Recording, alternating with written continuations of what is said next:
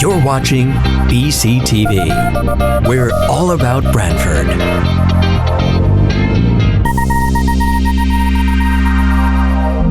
You're watching BCTV, Branford Government Television, a service of Branford Community Television.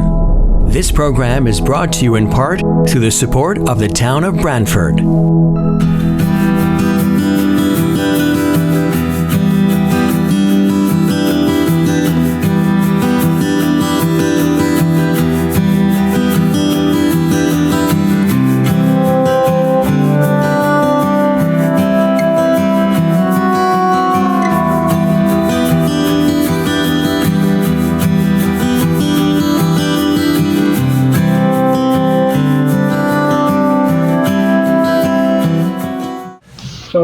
My name is Peter Basserman, Chairman of the Inland Wetland Commission for Branford.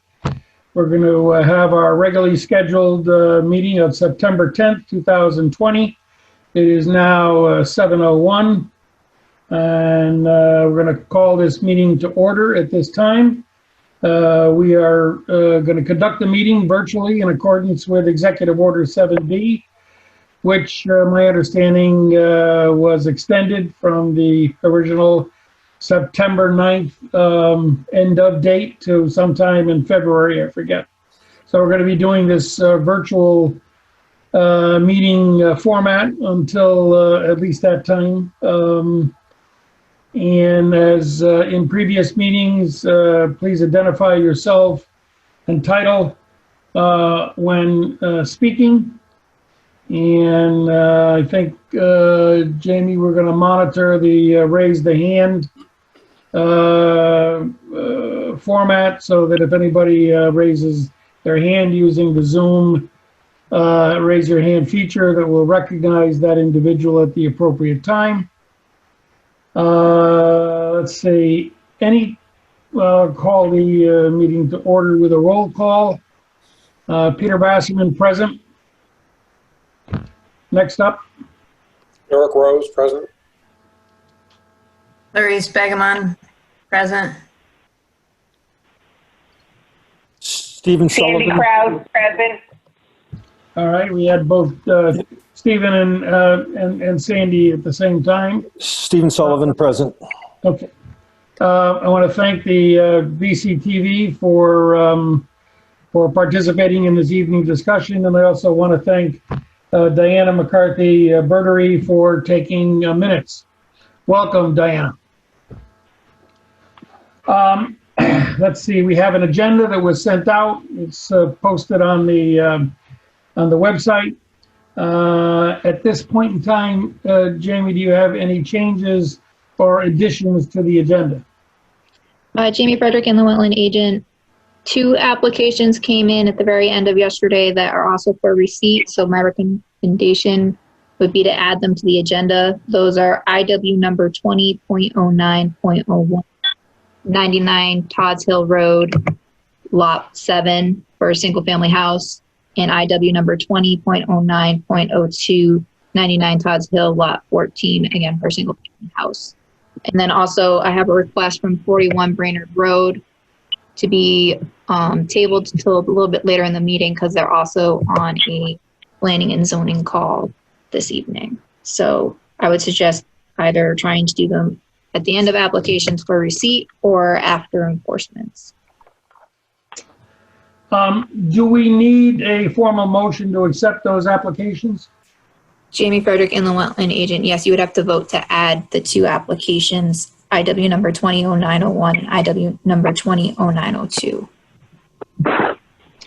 All right, let's take them individually. I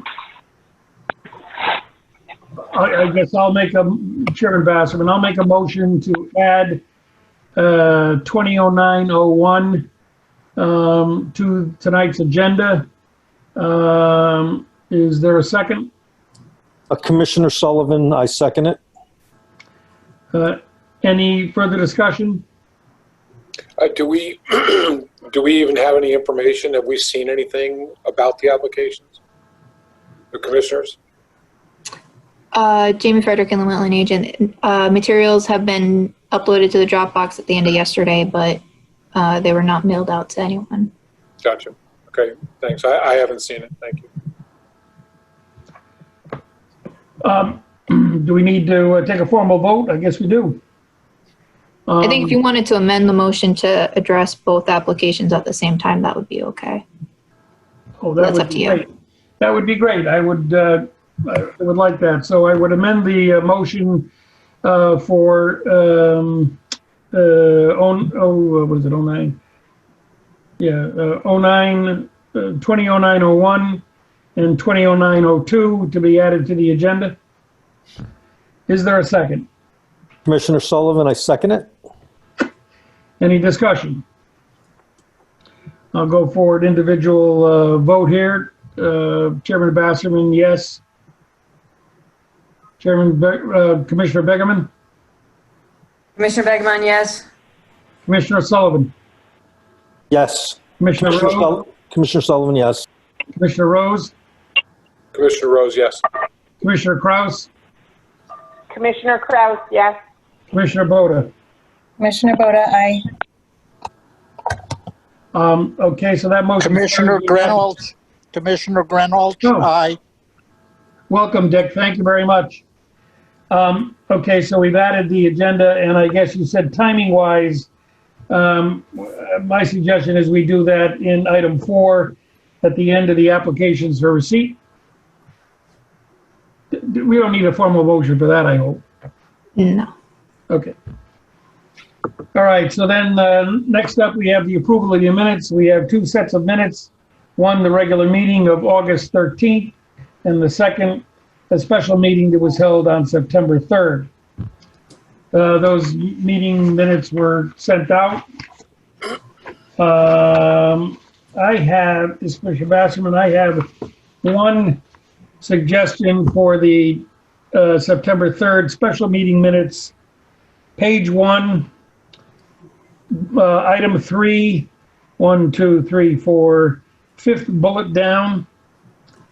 Just for clarification, Jamie, Inland Wetland Agent Frederick clarified the document was not intended to provide boilerplate language for all permits for a document the commission can reference depending on the conditions and application type.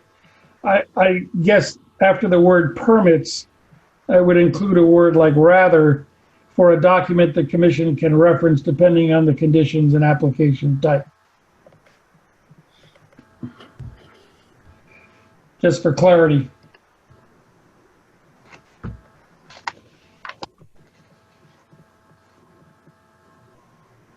You think that clarifies it or not?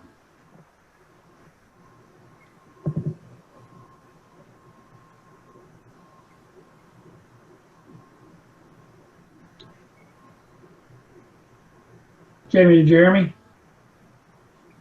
Jamie Frederick and the Wetland Agent. Sorry, I was trying to open the minutes and listen at the same time. For all permits. Where were you looking to put rather? Right after permits. I think that would make sense if the commission wants to make that change. But maybe go in order on the agenda and start with the August 13th minutes. Okay.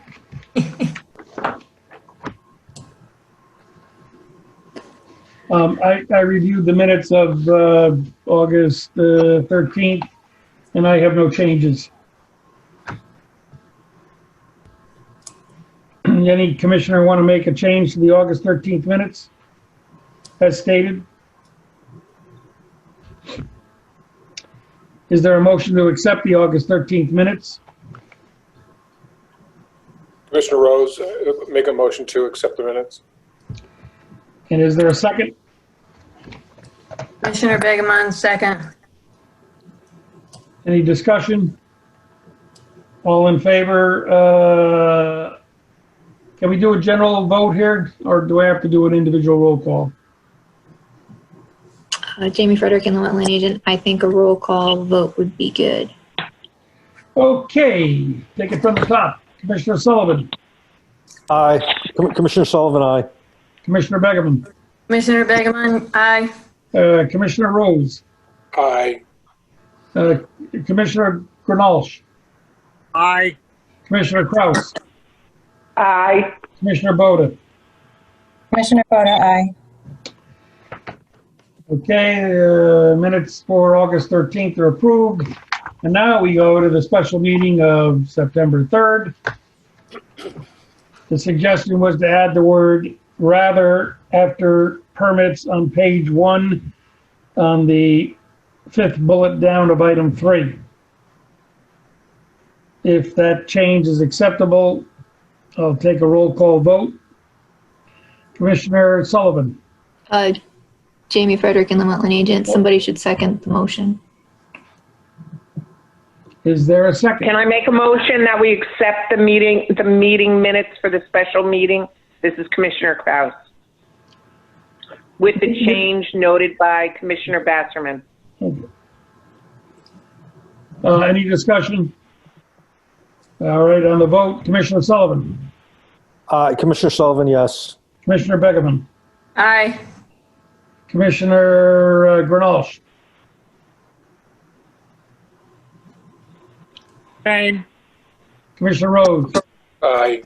Commissioner Boda, Commissioner Boda, aye. Commissioner Kraus. Aye. Okay. I think that gets all the approval of the minutes for September 3rd special meeting carries. I think that takes care of any of the administrative area. Jamie, do you have anything that you want to add? Jamie Frederick and the wetland agent. I think we're ready to move on to applications for receipt. As just a quick reminder, 41 Branford Road has been requested to be moved to later in the meeting. So we'd be starting with item C, IW number 200808, 22 Lamadra Lane, Lot 5, construction of a single family home. Okay, in my wetland 200808, 22 Lamatra Lane, construction of a single family house. We have an application for receipt. Is there a brief presentation to be made by the applicant tonight? Good evening, everyone. Michael DeJoy of Donmar Development. There's no formal presentation to be made, just typical request for agent approval once the erosion controls are installed, like we typically do. I can give you a quick update as to the goings on site if you'd like. Yes, and is there a site plan for Lot 5? There Jamie is. Frederick and the wetland agent pulling it up now. This is Commissioner Basserman. Please go ahead, Mr. DeJoy. Thank you, Chairman Basserman. So currently we have lot number 7, lot number 4 in the foundation stages of construction. We will continue to commence with backfilling activities tomorrow, at which point we will be also commencing with landscaping and hydroseeding on lots 16, 18, and 19. They're slotted for irrigation installation this coming Wednesday. So we should have that entire corner restored very shortly.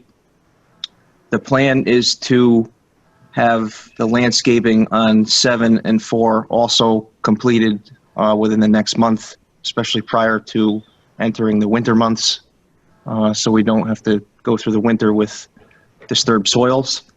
And moreover, we've been speaking with Jamie. Once we are completed with 4, 7, and lot number 1, the fill material up on Louisa Court is going to be graded off per the approved grading plan, and we are going to restore the entire area on Louisa Court that is also disturbed, all of which we expect to have done within the next 4 to 5 weeks, so that we do not have to go through the winter with any disturbed soil. So at that point, we would only be disturbing the last couple of lots on a per lot basis, one at a time as they sell. This is Commissioner Basserman. Help me understand where Lot 5 is in relation to the overall site plan. Lot 5, Michael DeJoy, Donmar Development. Lot 5 is the one at the top of the retention basin, adjacent to the retaining wall. Jamie Frederick and the Okay. wetland agent. This is the detention basin parcel right here in the reference map. And the gray is lot 5. And then the Branford Land Trust property is a large property over here to the west. And then on the site plan, this line right here demarks the retaining wall above the basin. Okay. And the And, silt fence is proposed right above that.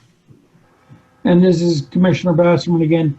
What is the elevation change then between the rear of the house on lot 5 and that retaining wall? Forgive me 1 second. I'm trying to figure out how to get this thing to zoom in here. Looks like those are 2-foot intervals. Correct. Oh, okay. It's 8 feet, right? 8 feet, okay. Yeah, Top of wall is elevation 61, basement floor is 66. 5 About 5 to 6 feet. Yeah. 5 feet, Sorry. yeah. And that's a 5-foot drop over what distance?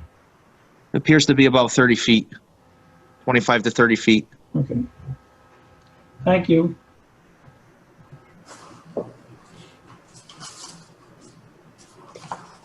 This is Commissioner Rose.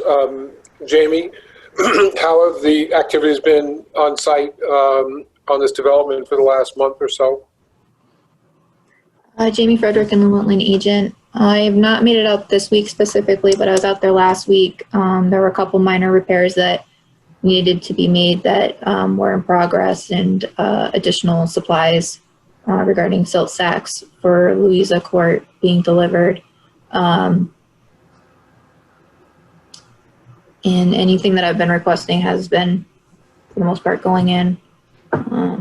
The erosion control reports submitted by the engineer still identifies removal of silt fence below the level spreader, but has identified that the commission has not been open to that in the past. So the recommendation is not to remove it unless the commission agrees.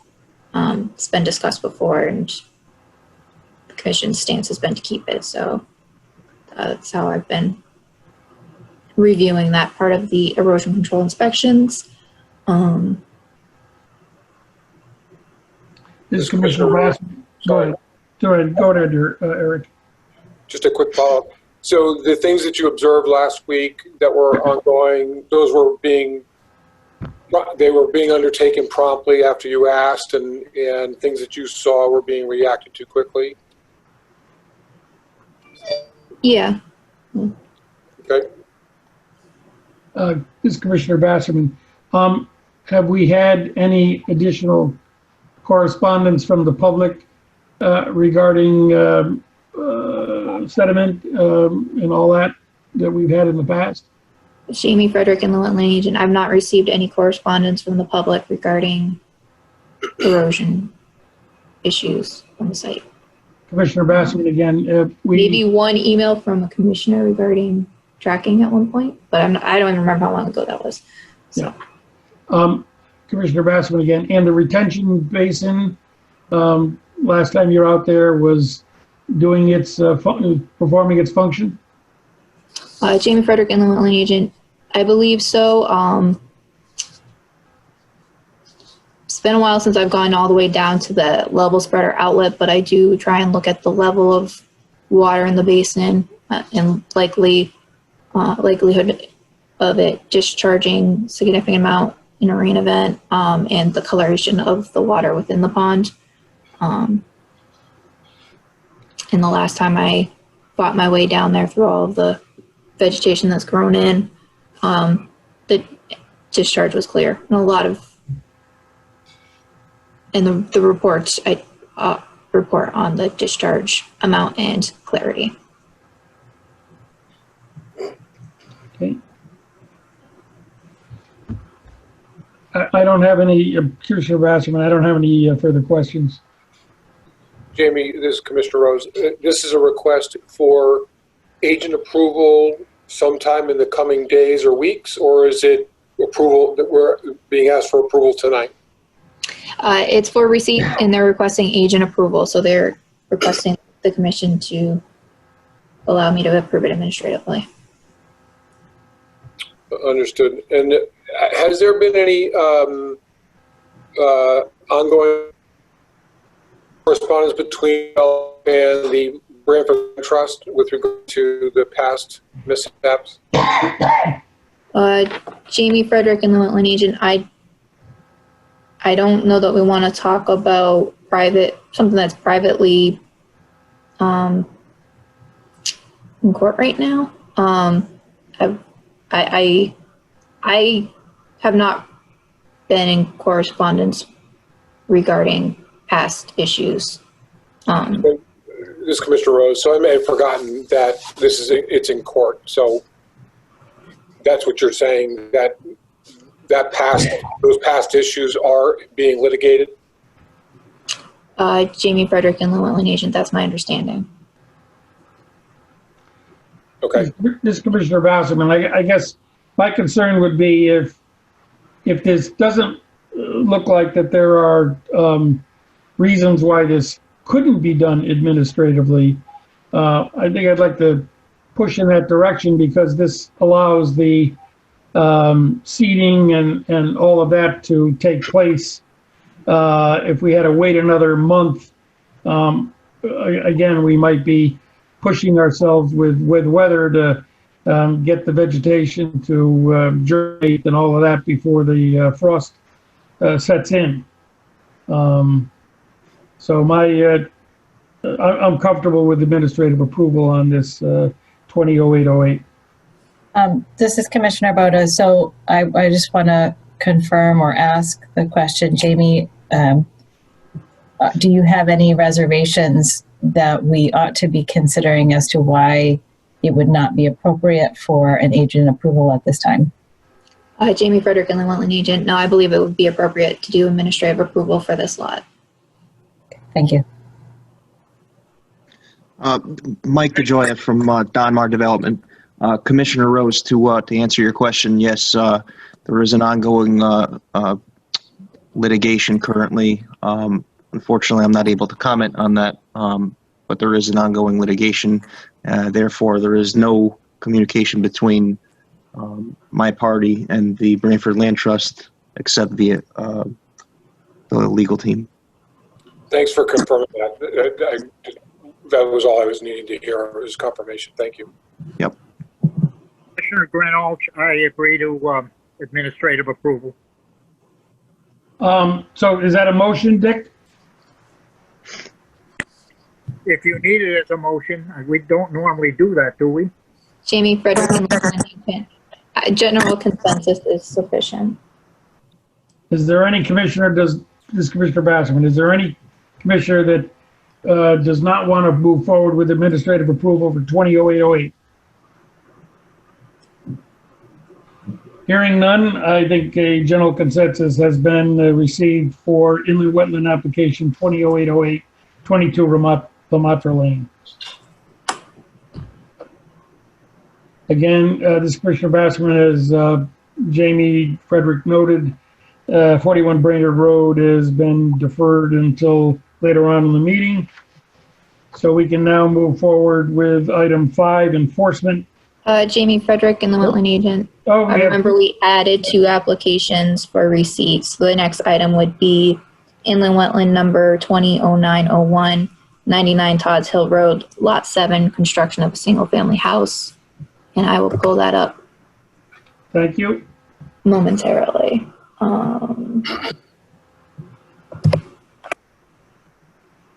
And I think we were supposed to have somebody here on to talk about it. Yeah, Jeremy Gannon from Criscollo Engineering. Can everybody hear me? Yes. Yeah. Yes, Jeremy. Yeah, so Lot 7, just last month's meeting, we're requesting administratively to handle this. Lots 8, 9, 12, 13, and 15 were all approved to be handled by an agent. Lot 7 is directly south of Lot 8. Similar to what we did on the other lots, we put a 25-foot grass swale, silt fence running along the property, as well as a stockpile surrounding fence. Um, We have typical construction entrance and a footing drain that will drain into the catch basin.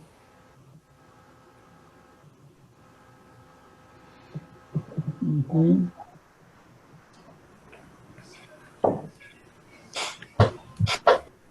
Jamie Frederick, Inland Wetland Agent. The layout and extent of grading are largely the same as what was shown on the subdivision plans.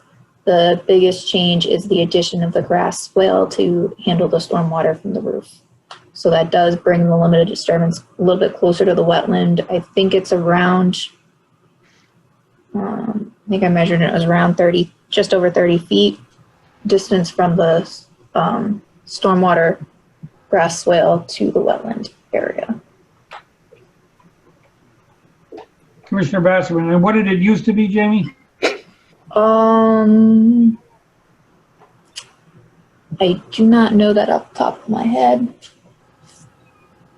Can you zoom it in, Jamie, so we can see that structure in the northwest corner? I'm sorry? Can you zoom in on the plot plan so we can see that structure in the northwest corner? So it seems obvious that that's in the upland review area. Jamie Frederick and the Wetland Agent, that is correct. The upland review area is depicted by this dashed line right here. Thank you.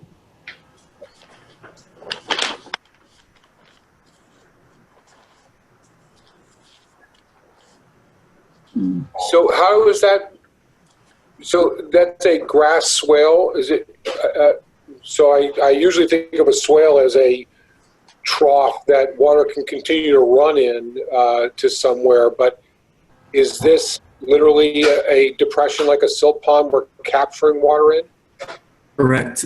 Jeremy again, Crisco Engineering. Yes, it's a grass swale. It has a 4-to-1 slope, 1 foot rise over 4 feet.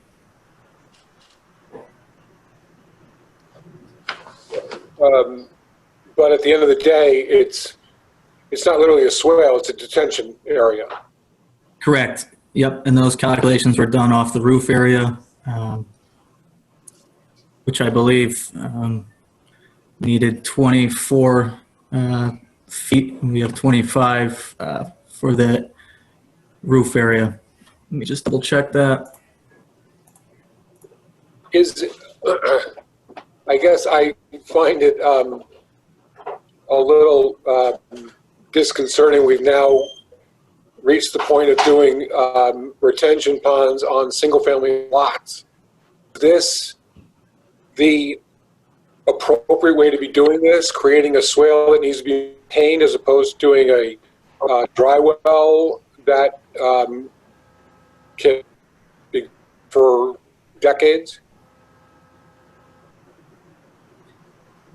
Yeah, just from my knowledge on this is with the given slope that it could still be mowed, because the slope is you get 4 feet of run over 1 foot of rise.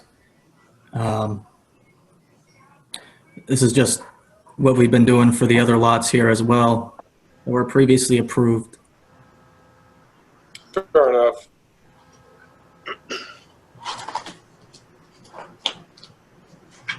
This is Commissioner Boda. So is the thinking that any water that goes into that, or is this a detention? Is it retention? Are you infiltrating there? Like what kind of soil or what kind of percolation rates do you have for that you would put the water and move the water into the ground over there?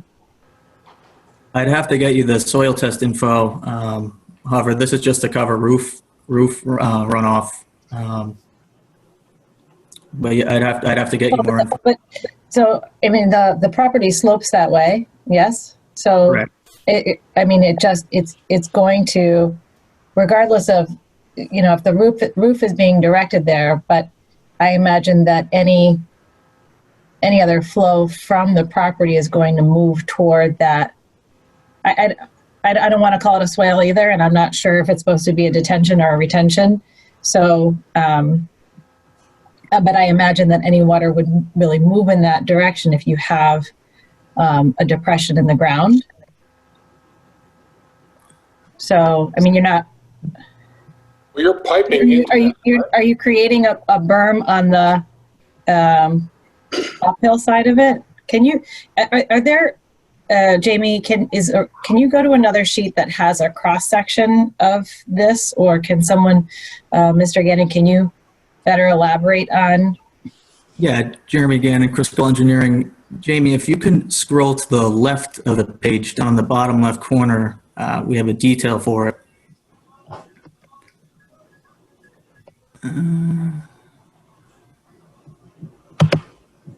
Jamie Frederick and the Wetland Agent. It won't let me, for whatever reason, zoom to the left when I'm zoomed in.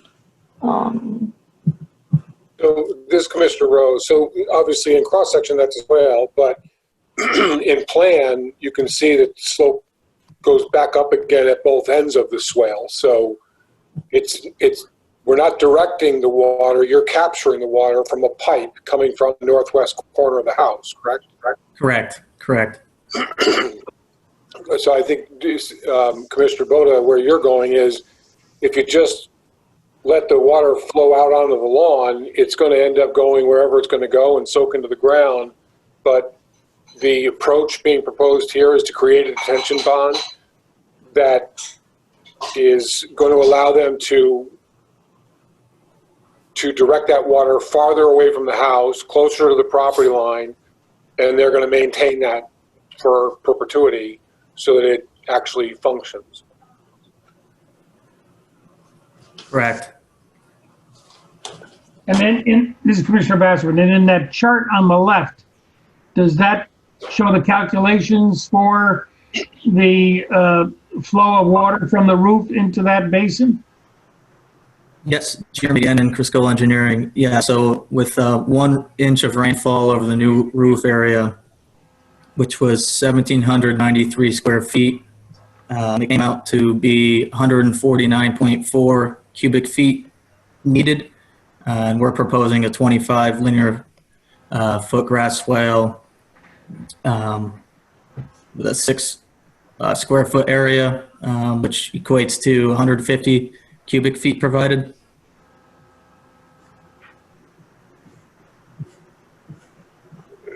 Excuse me. And Commissioner Basserman, and is there somewhere on this page or another document where you indicate what the soils are?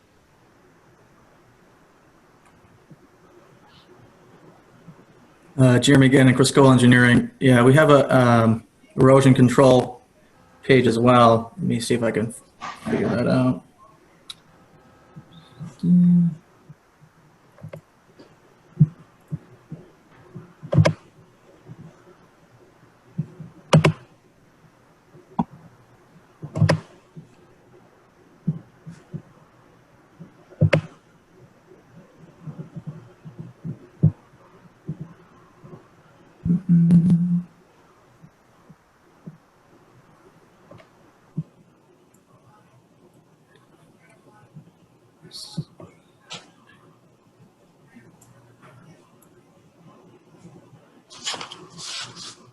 Just bear with me 1 second. Hold on.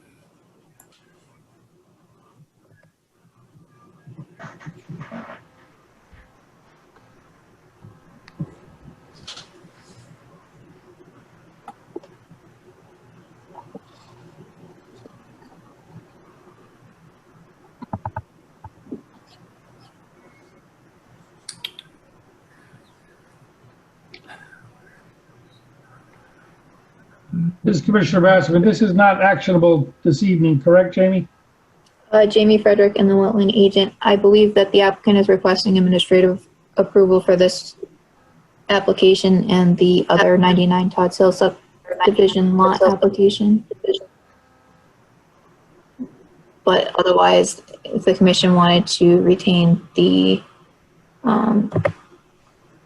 application and approve it or review it themselves, then it would not be actionable until the next meeting. This is Commissioner Boda.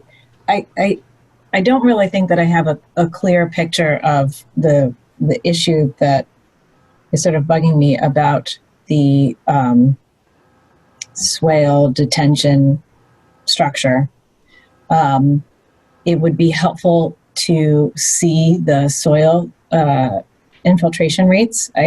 My concern is that the landscape and the way that structure is built, if we don't know what kind of or how permeable the soil is, that the residents living there may find themselves with a little mosquito pond or a little frog pond that is not really what is intended. And so, I would like to see better that clarified. It does seem like a little bit of an odd structure, and the other thing that I'm wondering is, I guess, in comparison to the other lots that are adjacent to it, and if there are similar structures that close to the wetlands, so that 30-foot, I don't remember, and so it would be helpful to see this site plan as compared to the others. So I don't want to get closer and closer by 5 feet with this one, 5 feet with the next one, 5 feet with the next one, and all of a sudden we're 10 feet from the wetlands. So it would be helpful to see this in comparison to the previous approved lot plan. Jamie Frederick and the wetland agent, do you mean the subdivision? Well, initially, Mr. Gannon referred to the adjacent site that this plan is quite similar to, so it would be helpful to then see this plan along with that one and any other that have this similar swale, grass swale that he's referring to, and yeah. Now, this is Commissioner Rose. Just to add to Commissioner Boda's question, what I thought I heard you say, Jeremy, is other sites have been approved already by us, the commission, with a similar design. Is that true? Is that accurate? Jamie Frederick and the wetland agent, I'll take that one. So there were 5 applications that were for receipt for this subdivision at the last meeting, and the commission authorized me to do administrative approvals. I've not issued the approvals yet because I'm still waiting for a little bit of information. However, the commission had reviewed the site plans and with the grass swales and determined that it was okay for admin approval. And the largest difference with those applications, again, was the addition of the grass swales, which was added to meet a planning and zoning condition of approval. Commissioner Basselman, did we, as part and parcel of those approvals, review the maintenance plan associated with those swales? Jamie Frederick and the wetland agent, I don't believe that was reviewed. I think there's probably just a note in the within the site plan notes detailing the mowing.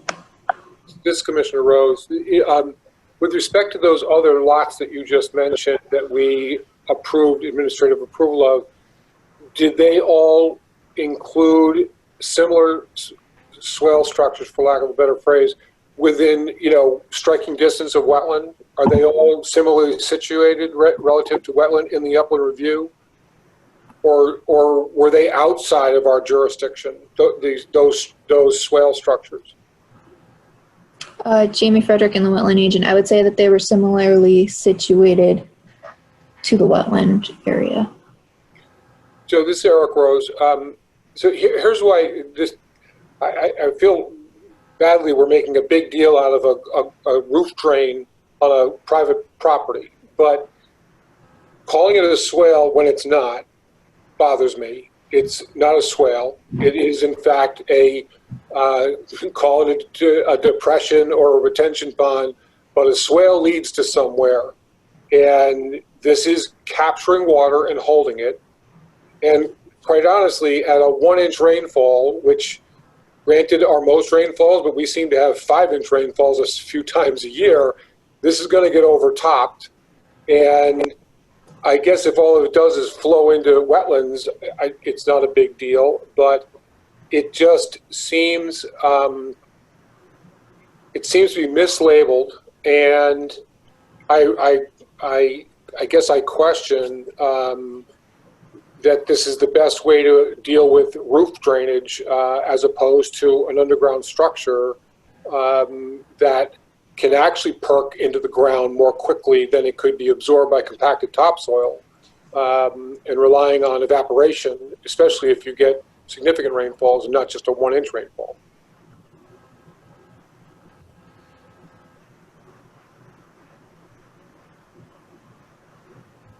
This is Commissioner Basserman. I guess with all of these comments, I conclude that this commission is not ready to accept this application with an administrative approval as part of its approval process. If anyone would like to speak up in favor of administrative approval, I'd like to hear that now.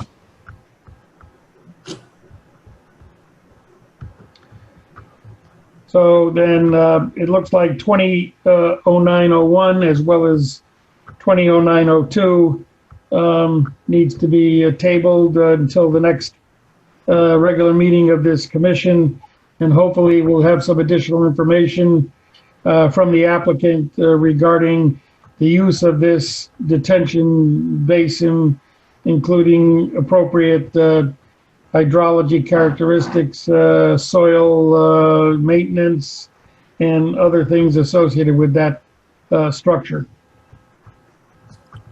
This Commissioner Rose, I would like to ask also, and I'm not an engineer, but I have a great deal of experience reading and executing plans like this. It bothers me that we're calling it something that it's not, a swale. I think it should be labeled appropriately. And I would like to hear from the engineer why a below grade structure that is likely to perk more quickly and be able to capture and hold more water than this structure is not a better alternative. Just like to hear that when you come back. And I think it should be relabeled as what it is and not as a swale. Any other comments from the Commissioner Basserman? Any other comments from the commission? Jamie Frederick, Inland Wetland Agent. I guess I have two questions. One is, does the commission want to look at the site plan for lot 14 or continue with tabling both until the next meeting? And then I guess the other question would be for the applicant and whether or not they have any response to these items that they would want to address tonight. So this is Commissioner Boda. I don't know that, so I don't know that we can lump them together without having looked at the second one, because, you know, with any application, we can't predetermine.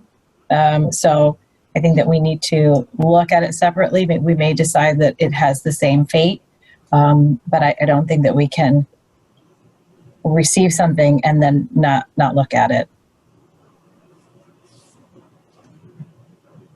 So I guess we'll continue the discussion now for Inland Wetland 2009-02. And Mr. Gannon, can you tell us what's going on with this particular application? Yeah, Jeremy Gannon, Crisco Engineering. This lot is directly south of lot 15. It's very congruent with the other 6 lots. This one has that 26-foot swale. Jeremy, you keep cutting out. Sorry, can you hear me better now? No. 1 second.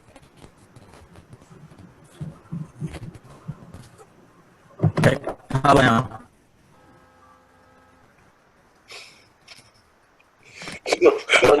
I'm not sure moving closer to the mic's going to solve the problem. Yeah.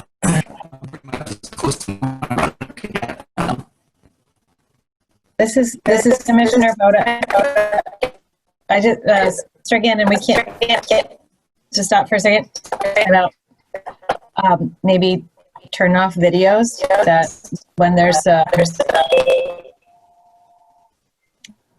audio distortion and there's a lot of people in the videos. Okay. It can be helpful to turn them off. Okay, let me just give that a second. Let me know if that gets any better. You're much clearer. Okay, sorry about that, guys. Hold on one second. So the other folks that are listening to the meeting, if for the next few minutes you could turn your video off, that will help us be able to hear the applicant. That happens with Zoom. I'm not sure why, but it does help. Thank you. Thank you, Commissioner Boda. Jeremy Gannon, Criscolo Engineering. So lot 14 is very similar to the other 6 lots. Once again, we have that proposed grass swale, the silt fence that runs along the backside of the property, as well as the adjacent to the street. We have the stockpile surrounded with the silt fence, the construction entrance, and a footing drain going into a 5-foot diameter riprap energy dissipator. And yeah, I think we're going to have the same problems as the other lot, but. So, Jeremy, this is Commissioner Rose. The footing drain is going off the northwest corner of the house to the west toward the street? Correct.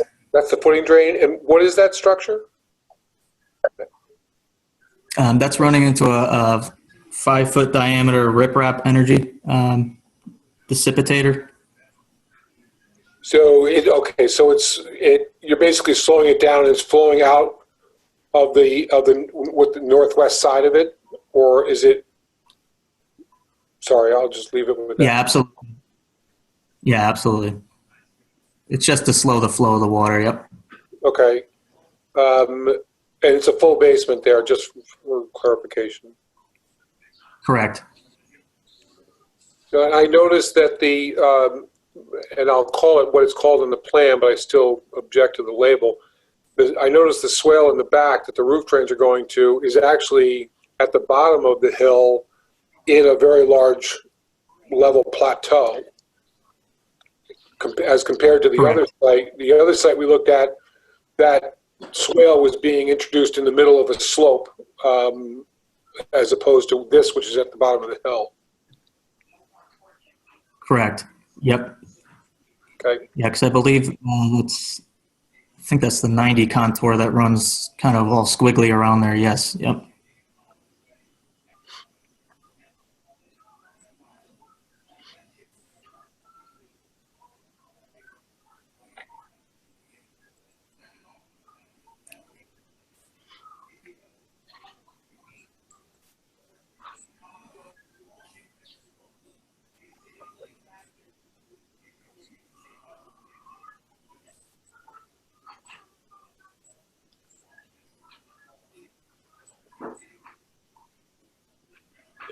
Mr. Gannon, the distance between, is Commissioner Bassman, the distance between the swale and the wetland?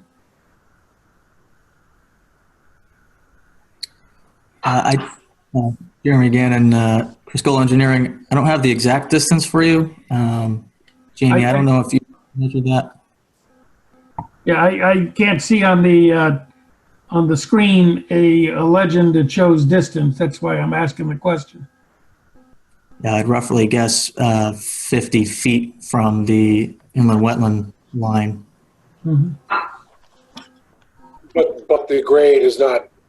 I don't think it matters. But in this particular case, the grade isn't sloping toward the wetland. It's level. Yeah.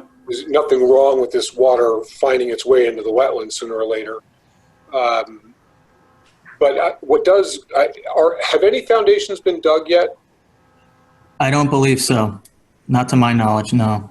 So you haven't excavated a foundation and found it to be dry versus running into water? To my knowledge, yeah, I have no clue. So I would just caution all of us that relying on the dissipator off the footing drains, when they excavate, who knows what they'll find at that elevation. And, who knows how that property is going to react once basements are in there. That dissipator could be flowing water during rainstorms right off the property, right into the road. It's creating, it could create a potential issue if they have some difficult hydrology on the site.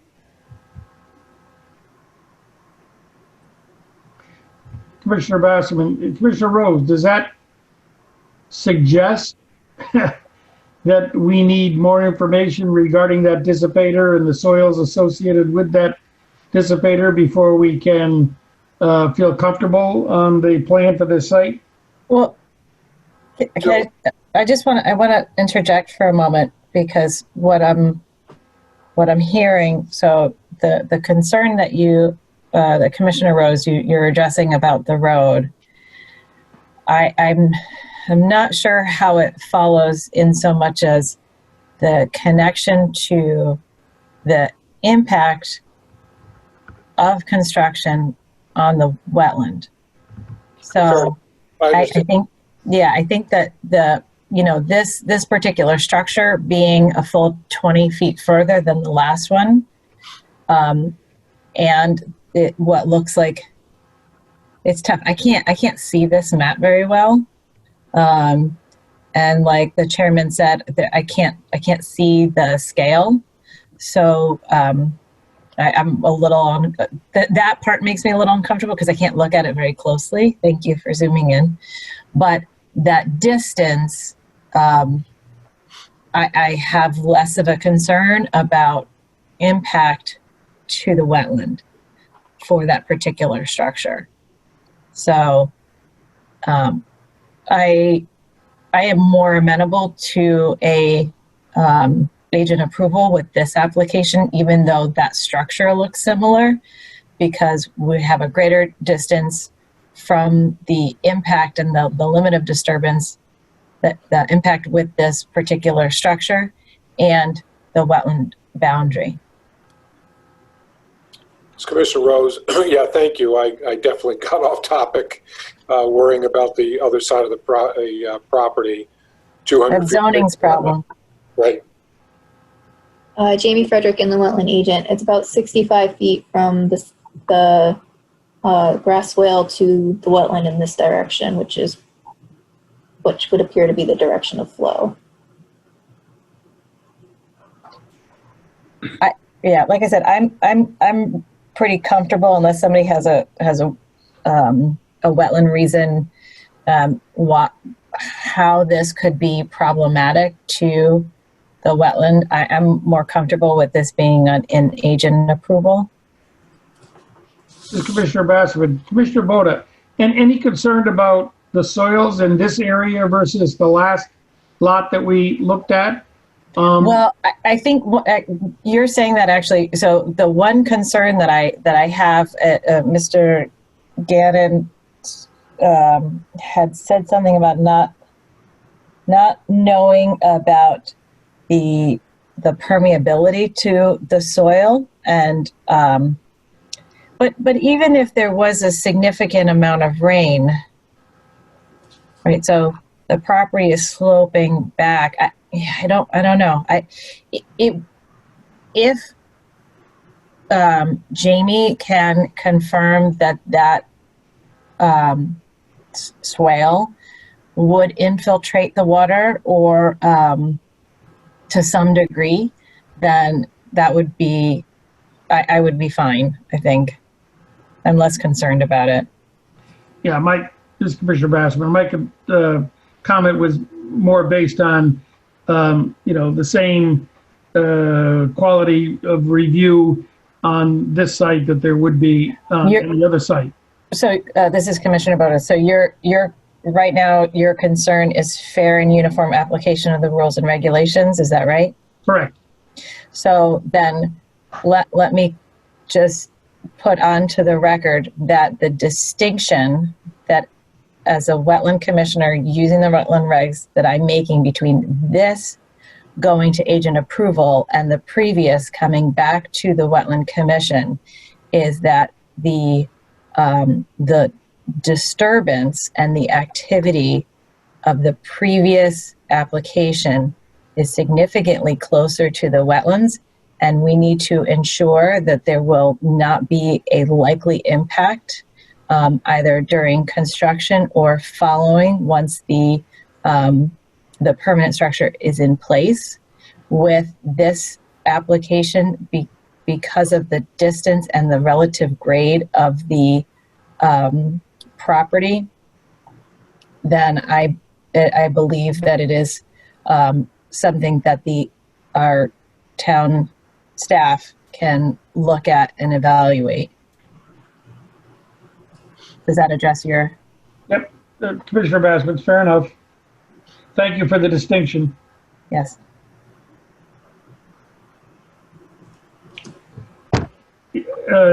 Any other commissioners have comment on this 200902? Commissioner Begelman, just a question. In terms of permeability, and when we say, Jamie can approve it if it's like sufficient permeability, is there some sort of standard?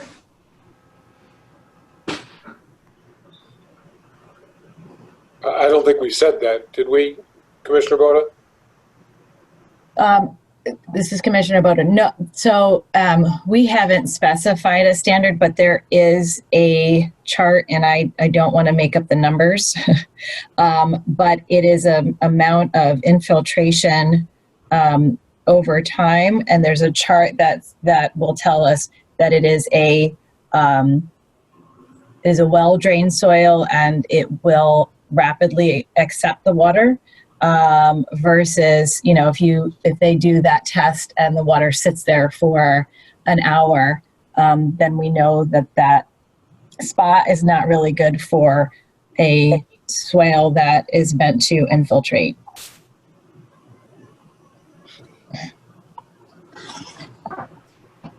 This is Commissioner Bassman. I have one additional question, I guess, for Mr. Gannon.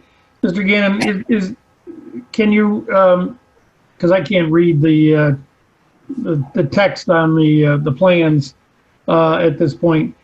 Can you point us in the direction of what the maintenance plan is for this swale, for this application? Yes, Jeremy Gannon, Crystal Engineering. Let me just pull that up.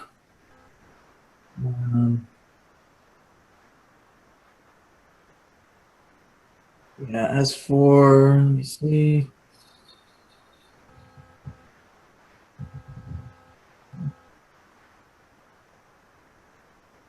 Yeah, as for our construction schedule and sequence, equipment mobilization, establishment of preliminary erosion and sediment control measures, implementation of additional erosion and sediment control in accordance with plot plan.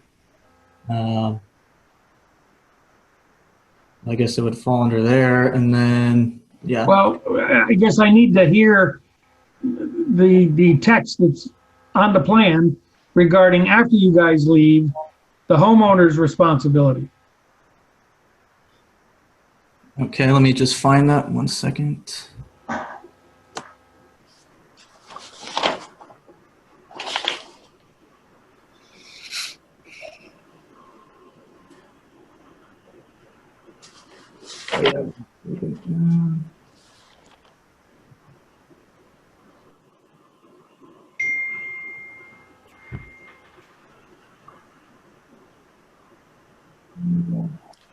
Jamie Frederick and the wetland agent, while he's looking for that information, if it's not provided, if details are provided that I think makes sense, is the commission comfortable with me making that review, or was that something that the commission would want to see directly? This is Commissioner Basserman. I'm comfortable, rather than try to look for it here, if you and the applicant can work together to get a maintenance plan that meets your approval.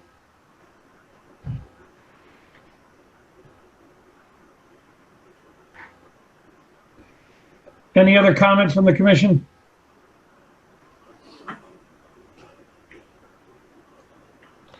This is Commissioner Basserman. Is there a general consensus that application 200902 is appropriate for agent approval? Commissioner Grenold, yes. Commissioner Rose, yes. Commissioner Begemon, yes. Commissioner Sullivan, yes. Commissioner Kraus?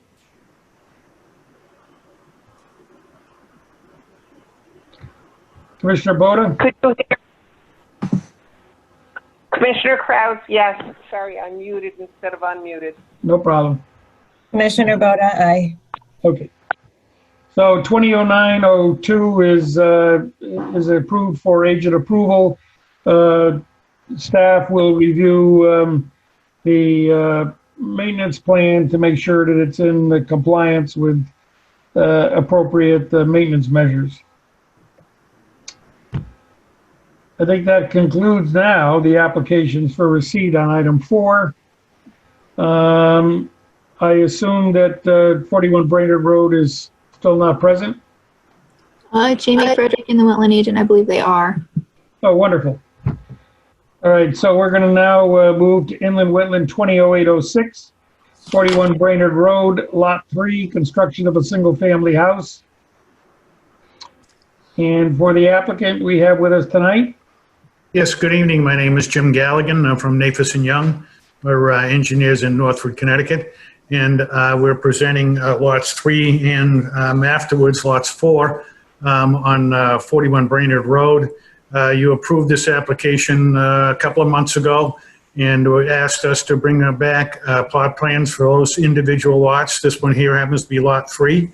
Lot 3 is a single family house. We have anti-track and aprons in the front, exactly as was presented at the approval.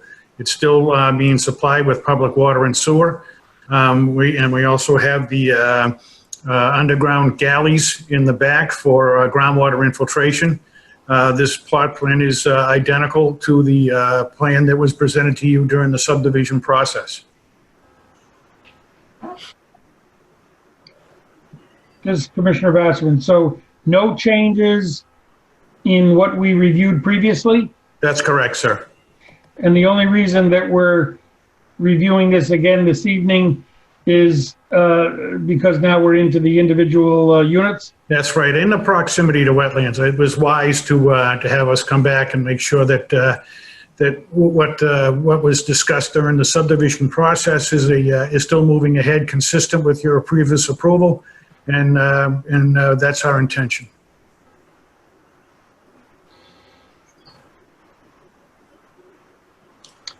Yes, Commissioner Basserman, any additional questions for the applicant on Inland Wetland 200806? Jamie Frederick and the wetland agent. So I didn't get a chance to look at this plan until today, and I would like to see some clarification regarding the silt fence and grading, but that could be worked out, I think, as part of, if the commission's okay with agent approval, as part of that process. However, I also noticed the notes, it states number 2, deed restrictions shall be placed on lots 1 through 4, prohibiting any encroachment into the wetlands. And I was wondering if the applicant could speak to the intent of that. Yes, that is note number 2 on our plans. So there will be a deed restriction on all lots 1 through 4, prohibiting any encroachment into the wetlands. That was a condition of the subdivision approval, and we intend to stand by it. This is Commissioner Bassman. Jamie, is the silt fence a clarification issue, or you have some issues with the silt fence itself? Jamie Frederick and the wetland agent. So I guess what I would like to have clarified is the grading shown is extended onto lot 4. So the grading shouldn't exceed the limits of the silt fence. So either the silt fence should move to be right on top of the lot line and the grading removed from lot 4, just to make it clear that there's no activity beyond the silt fence. We understand the comment completely, and we would be glad to comply. It's a drafting issue, and we'd be glad to do it. This is Commissioner Boda. I'm looking at, I'm not sure, I'm looking at the Lot 3 plan. It looks like if this is the limit of disturbance, like it's right on wetland flag 9. Jamie Frederick in the wetland. No, that's not a silt fence. Is that the property line? Flag 9 is the limit of disturbance, and that's on lot 4. So lot 3 ends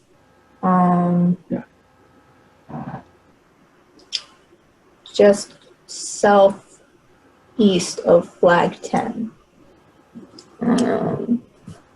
And it is really close to the wetland, so I'm not sure if the commission's going to be comfortable doing administrative approval. No. This is the property line right here.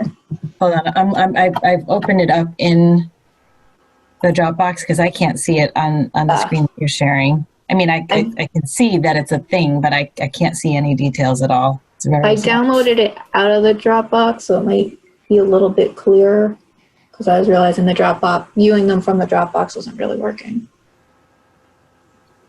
So can you just if you were showing something with the cursor, I didn't see it because I was on the. Sure. So lot 3 is right here. This is the boundary closest to the wetland, and the wetland closest extent is right here.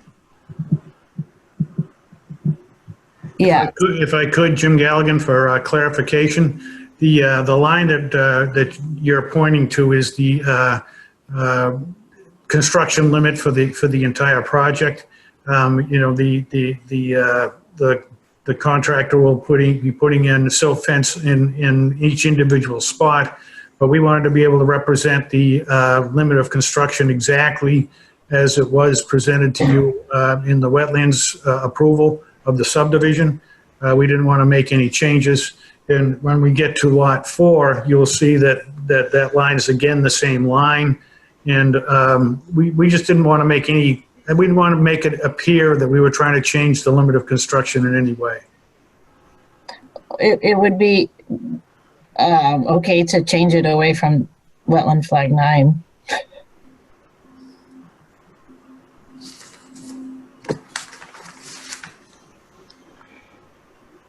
Commissioner Bassman, Jamie, based on what I can see, that's actually part of the next application number 4, and I can gladly make some suggestions on when we get to that application to help out. How does that sound? Mm-hmm. This is Commissioner Bassman. Jamie, can you put the cursor on flag 9? Yeah.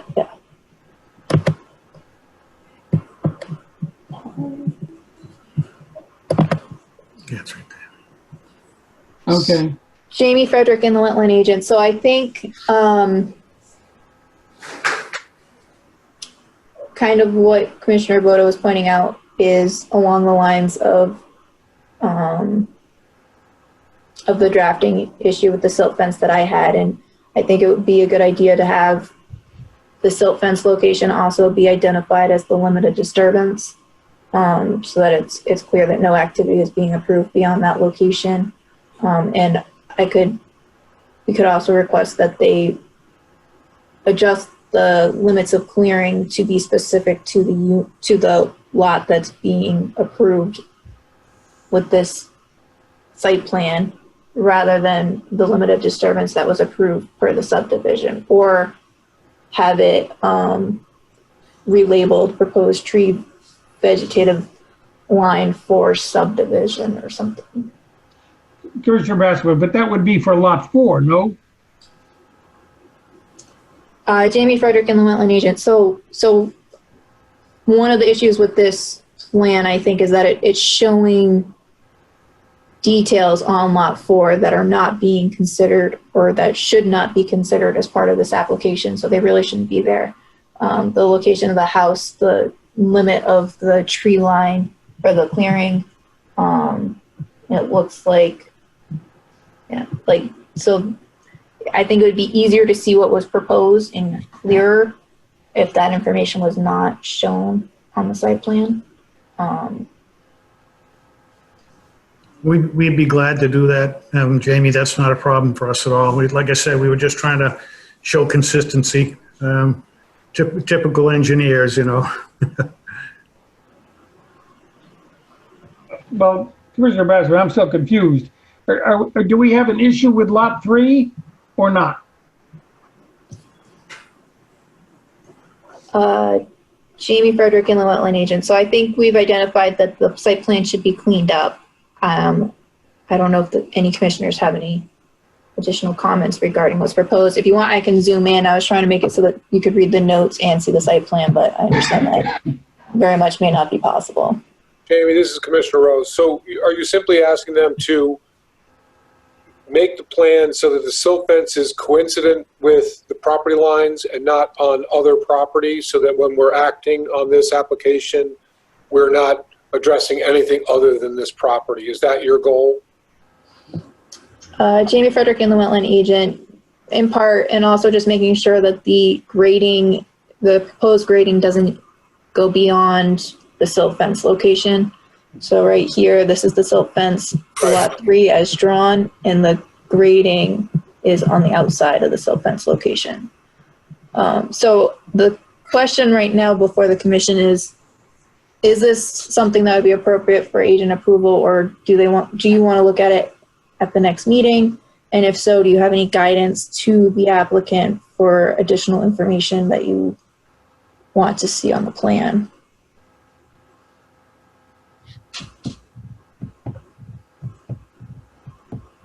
This is Commissioner Rose. I don't see anything missing or anything that I think we need to know. If you, and I appreciate the advice and guidance to put the silt fence on the property line and change the planned grading lines to stop at the line of silt fence so that this is nice and neatly within the property lines of this lot we're approving. And certainly if the applicant can do that when they come back to you, agent approval on that basis seems perfectly appropriate.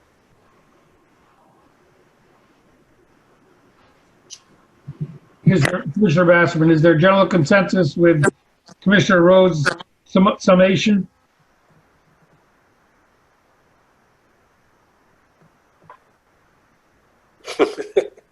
That's fine. This is Commissioner Boda. That's fine with me. Commissioner Sullivan agrees. Granold agrees. Commissioner Baker. Okay, that's, I guess it's in your capable hands, Jamie. Commissioner Basserman, 200807, 41 Brainerd Road, Lot 4, construction of a single-family house. Good evening. For the record again, this is James Galligan from Nafis and Young, 1355 Middletown Avenue, Northford, Connecticut. Just to, not to be repetitive, but this was the fourth lot of a four-lot subdivision that was approved by the commission some time ago. And the application here is identical to the plan that was approved by the commission previously. However, I'm going to suggest that we pull the proposed silt fence and limit of clearing away from wetlands number 9 in order to facilitate more distance between the wetlands area and the construction area.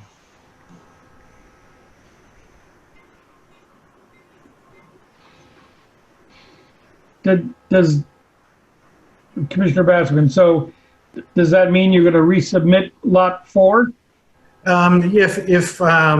If you wanted to do it administratively, certainly we would resubmit it with that correction, or if you wanted me to bring it back to you as a commission, whichever your pleasure. But I think most importantly, we're more than willing to make the modification that the commissioner observed, and we'll be glad to do it. Commissioner Boda, you raised the issue regarding inland wetland flag and the distance, etc. How would you like to proceed? This is Commissioner Boda. I think if that's the primary issue, and I mean, we can't, do a significant change to the plan, but if we can move that in, and Jamie, if you're comfortable doing that administratively, that would be fine. This is Commissioner Rose, and I would assume, Jamie, that you would want silt fencing on this plan that is indicated now on the other property to the east. Pull that in so it's coincidental with the property line, so we're not looking at, on this lot approval, we're not looking at any work or proposed grading on the adjacent property. And just to add language to what Commissioner Boda said, we want you to pull that silt fence as far away from the wetland line as you can, which would mean that you don't disturb any land near the wetland. You don't have to. Agreed.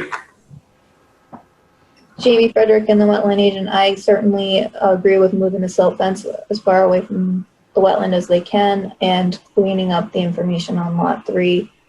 This is really close to the wetland, the limited disturbance, so if the commission wants me to handle it administratively, I will, but it is very close. It is also, I believe, consistent with the subdivision approval. I would certainly double check that before issuing any administrative approval. So in that sense, the limited disturbance not changing. I probably, again, want to have clarification that the silt fence is limited disturbance added to the plan. And I'd probably want a little bit more clarity on the deed restriction that's proposed. Would the deed restriction be just the wetland area, or would it be anything beyond the limited disturbance on the site plan?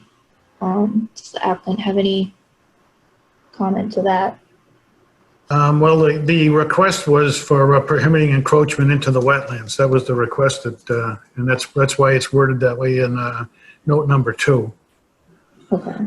This is Commissioner Rose, but I think what Jamie implied in Jamie's question is, if we're establishing a limit of disturbance that is outside the wetland, then maybe the deed restriction should be that outside that limit of disturbance should not be disturbed.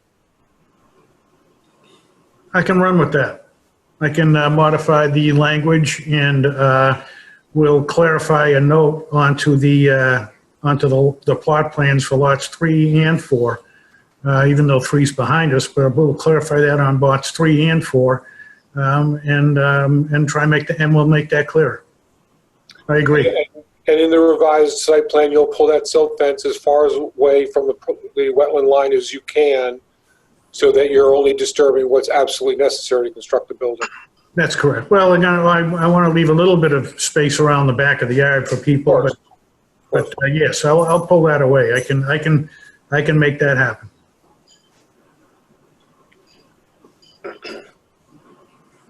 At this point, Commissioner Basserman, at this point, is there general consensus that inland wetland 200807 41 Brainerd Road, Lot 4 is appropriate for agent approval, and that the applicant will work with staff to incorporate the changes discussed at tonight's meeting?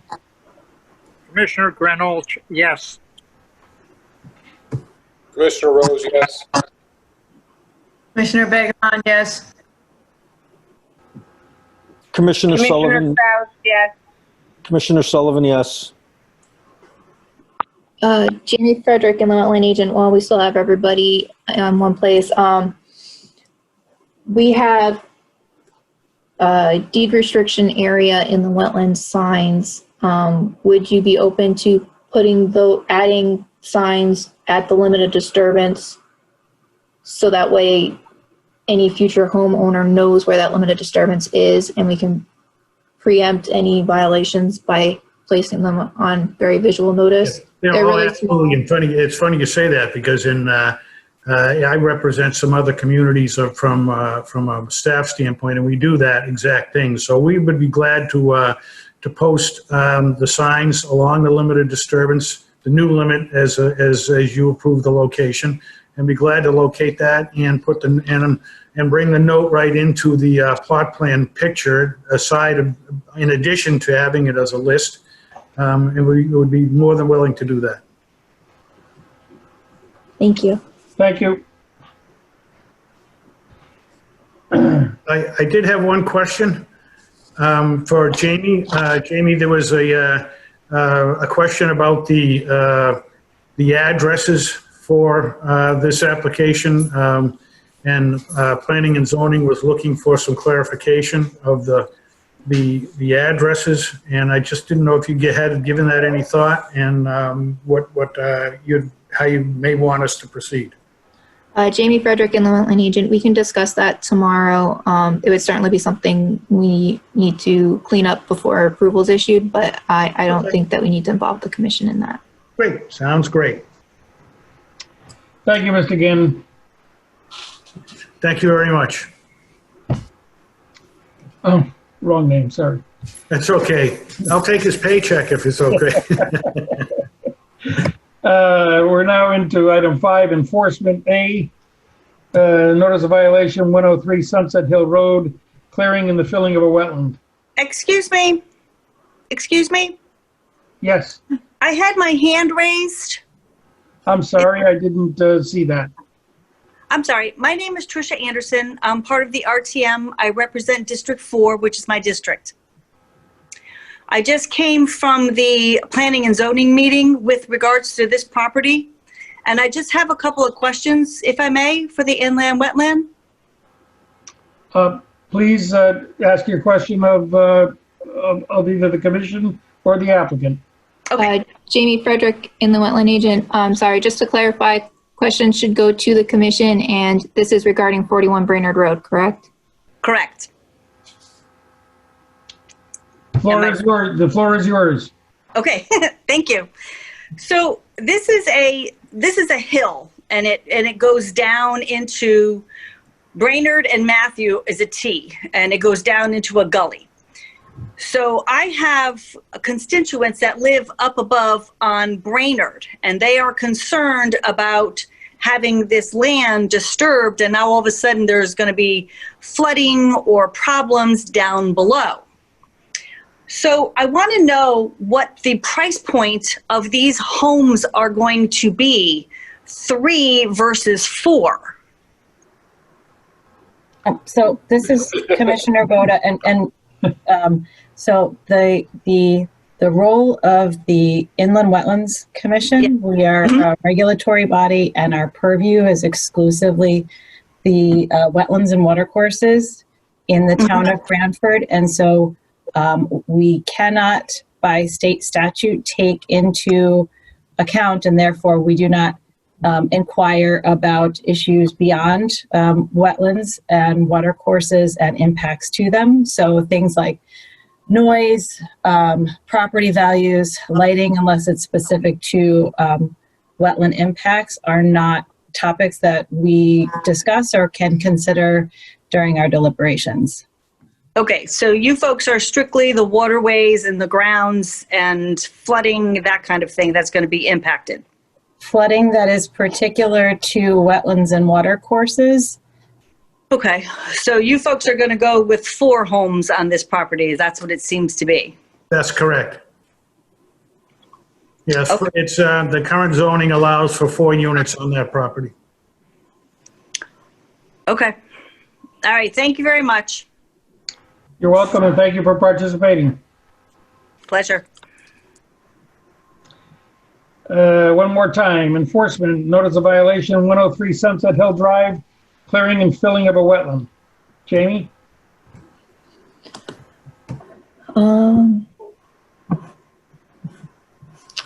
Jamie Frederick, inland wetland agent. We received a report from the soil scientist that was hired by the property owner, which I will share momentarily. Both the property owner and his attorney are present to discuss the proposal and any questions and next steps. The wetland pocket as delineated by the soil scientist was slightly smaller than what was shown on the site plan back in 2001, I believe. However, there's been multiple property owners and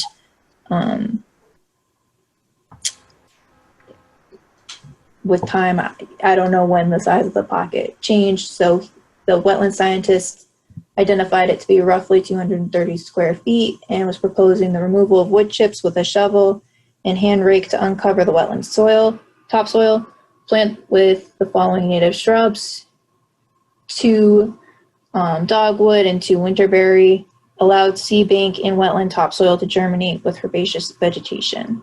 I don't know if the commission wants to discuss or turn it over to the property owner and his attorney to present any additional information. Yeah. Do you want me to pull up a map of the site so you can kind of get reoriented with it? I think that would be helpful. And maybe the applicant can address the timing of when this work would be done. Within the next 30 days. This is Joseph Rini. I'm the attorney for the applicant, and sitting next to me is Mr. Graybars, who's the manager of the LLC that owns the property. And we had talked to some landscape places, and we think it could be done in the next 3 weeks. So basically, by the end of September.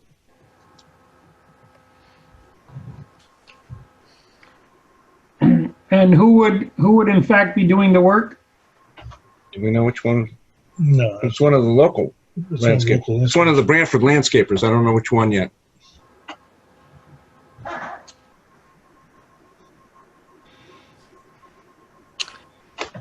This is Commissioner Basserman. Jamie, any additional concerns?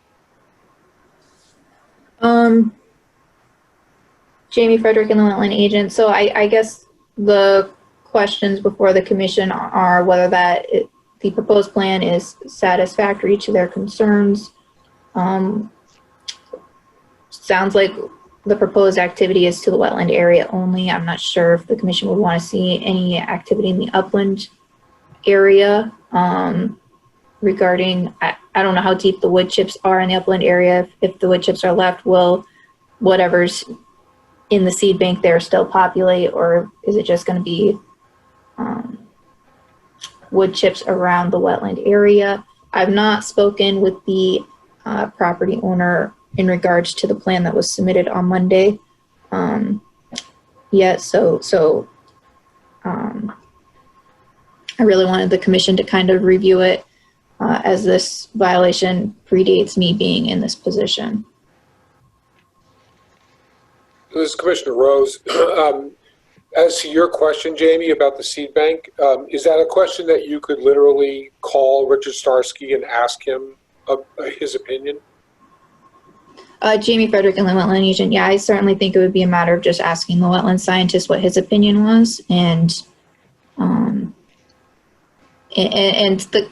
the commission in the past has done required updates in certain timeframes. So it could also be a matter of, do we give it, particularly with the recommendation from the soil scientist to remove the wood chips and allow the present seed bank to reestablish. I think it would be wise to have a time frame for that to just ensure that it does establish with the seed bank that's there, and if not, provide for seeding it with a native seed mix. So this Commissioner Rose, so this has been around for a long time, and I'm happy to see we now have a plan. Richard Starsky is widely respected, and I think his recommendations are great. I think if you can add to that, Jamie, his comments about the adjacent area to the area that's going to be restored, we should do what we can, Commissioner Basserman, to get this approved so they can plant it as quickly as they have said they would, rather than delaying it to another meeting. Commissioner Basserman, I have no disagreement with that.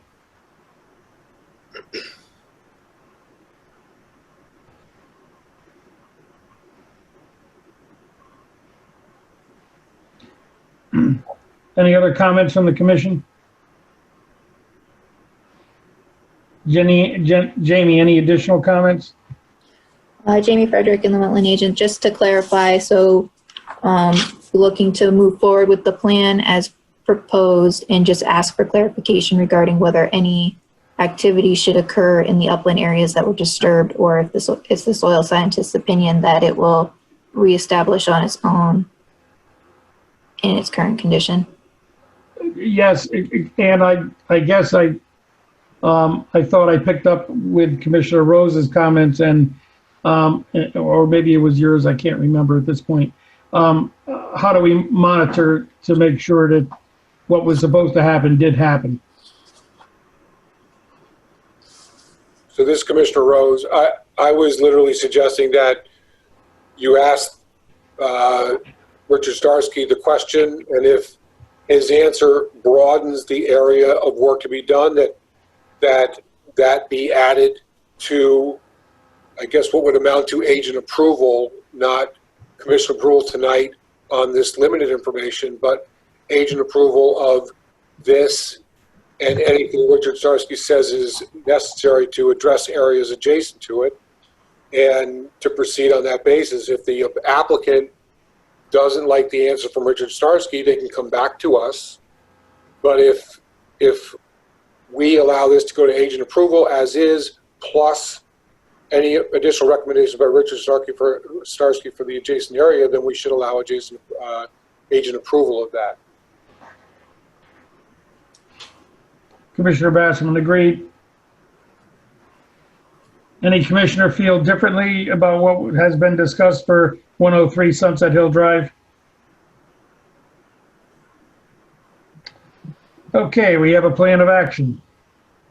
Does the commission want, Jamie Frederick and the wetland agent, a follow-up report or inspection in the spring to confirm plantings are doing well, or just an inspection of the plantings having gone in? This is Commissioner Boda. Yes, I think a follow-up report in the spring, providing information about the success of the plants, or what is starting to establish and current state. I think that we will need one for the spring and probably one for the beginning of the fall.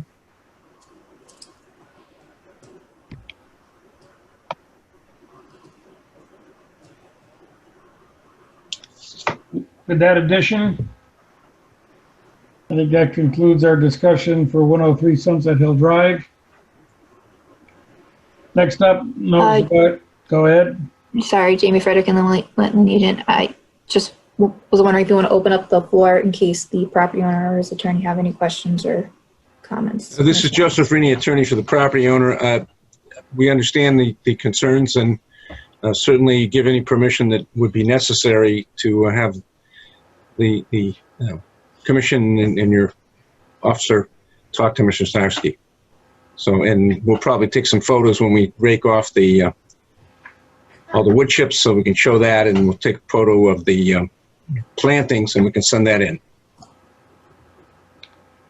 Thank you, sir. Notice of violation, Thimble Island, filling and clearing in the upland review area. I think we had this discussion on this property last meeting, and I think there was some correspondence, and where are we at this point, Jamie? Jamie Frederick and the wetland agent. I do not believe we have anyone present this evening for this topic.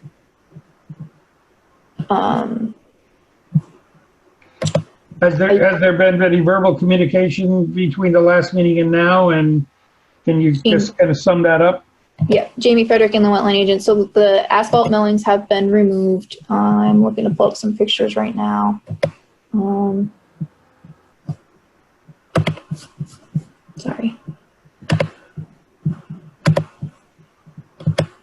So these are some pictures from when it was removed back on September 1st. So they had seeded the area and it was starting to take, but not fully.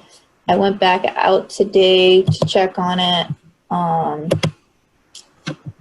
you can see that the lawn is really started to take. We've been watering the area, and the asphalt millings have been removed down to the grade that was pre-existing.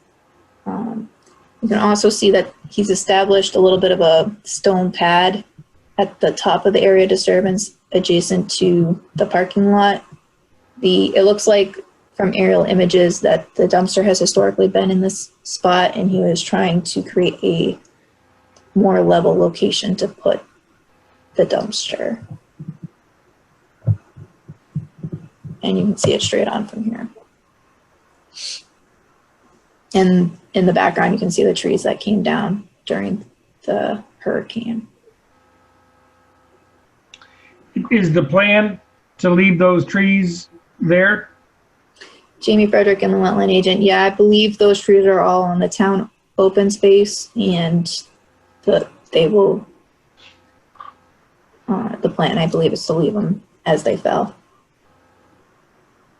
Oh, nice. Jamie Frederick and the wetland agent. Also, I know that the condo association is interested in placing fence along the curb of the parking area and the back edge of where the crushed stone is to try and help discourage. I guess there's been a historic issue of people dumping back here behind the dumpster, which is part of why they were trying to do this work to begin with. And I told them that I didn't see an issue with that as long as they weren't going past the parking space with the fence.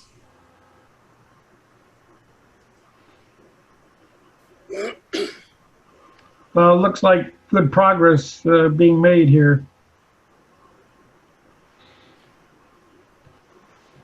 Any further comments, Jamie, on this?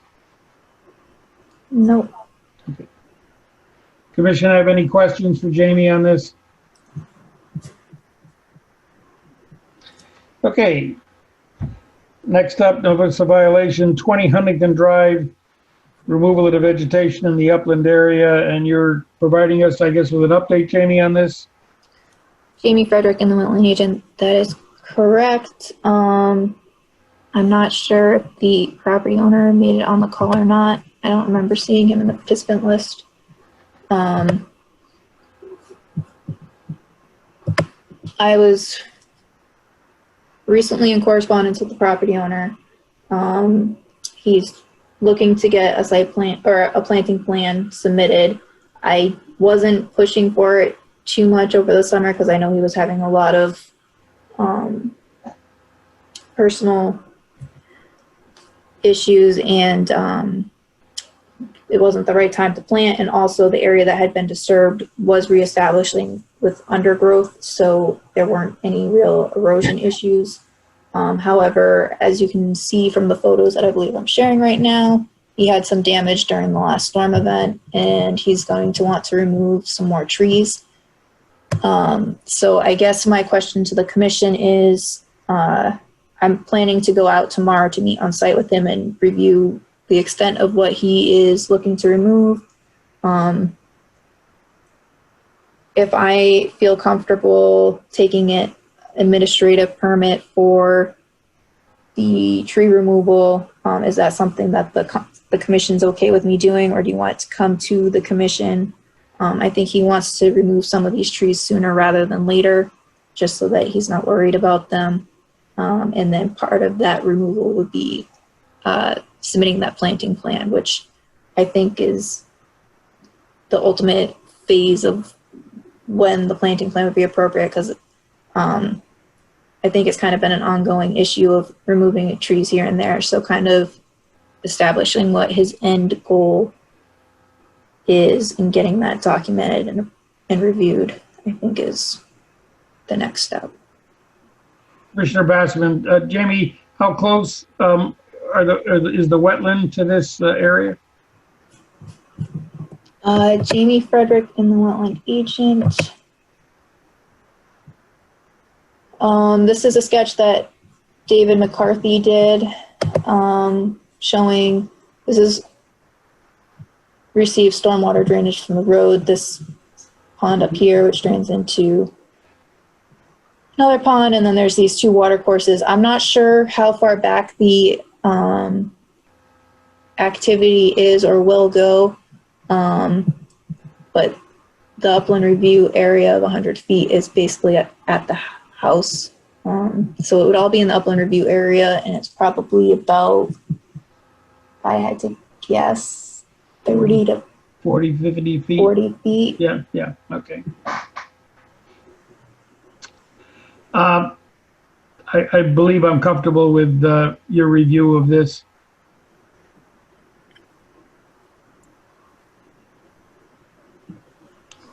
This is Anybody Commissioner feel- Boda. I would agree.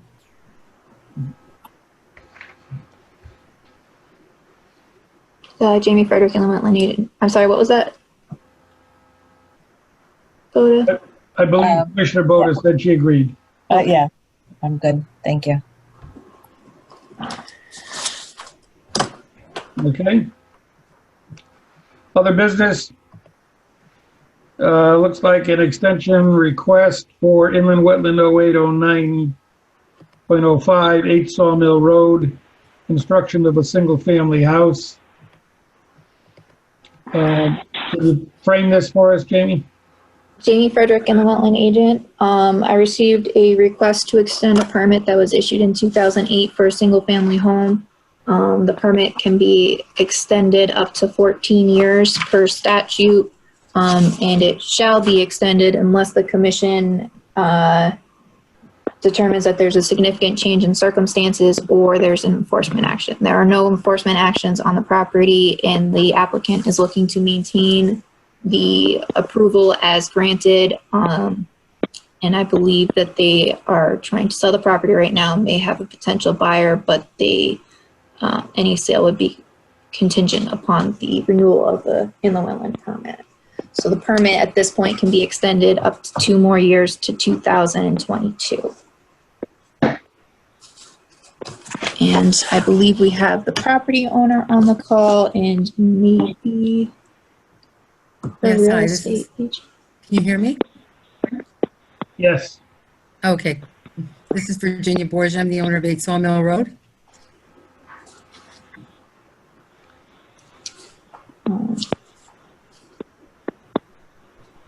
Does the commission have any questions for Ms. Borgia?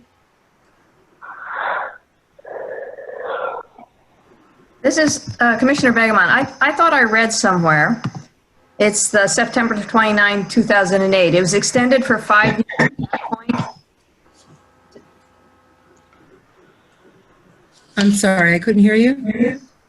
This is just a question for the commission in terms of the extension of an application from the permit that was given in 2008. It said it could go in number 2A. It says, oh, maybe that was the bond extension.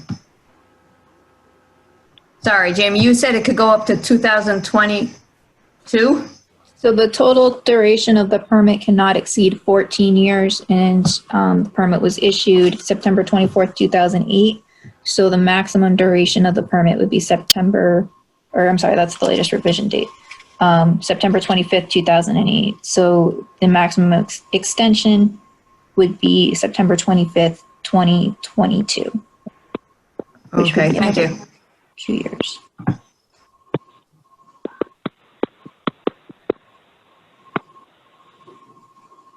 Does this require a formal motion or not, Jamie?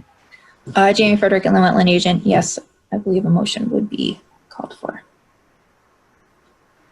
Would somebody like to make a motion regarding inland wetland 0809.05? This is Commissioner Rose. I propose that we approve the extension of the permit, IW number 080905 for 8 Sawmill Road until the maximum statutory limit. Commissioner Grenold, I'll second. Any further discussion? All right, roll call vote. Mr. Commissioner Grenalch? Aye. Commissioner Begeman? Commissioner Begeman, aye. Commissioner Rose? Aye. Commissioner Kraus? Aye. Commissioner Sullivan? Aye. Commissioner Boda? Commissioner Boda, aye. Commissioner Basserman, aye. I think that's everyone. Thank you very much for your attendance this evening, Ms. Borgia. Thank you very much.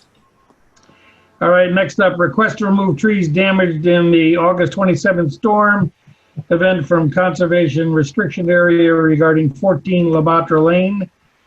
And I guess would this be Mr. DeGioia?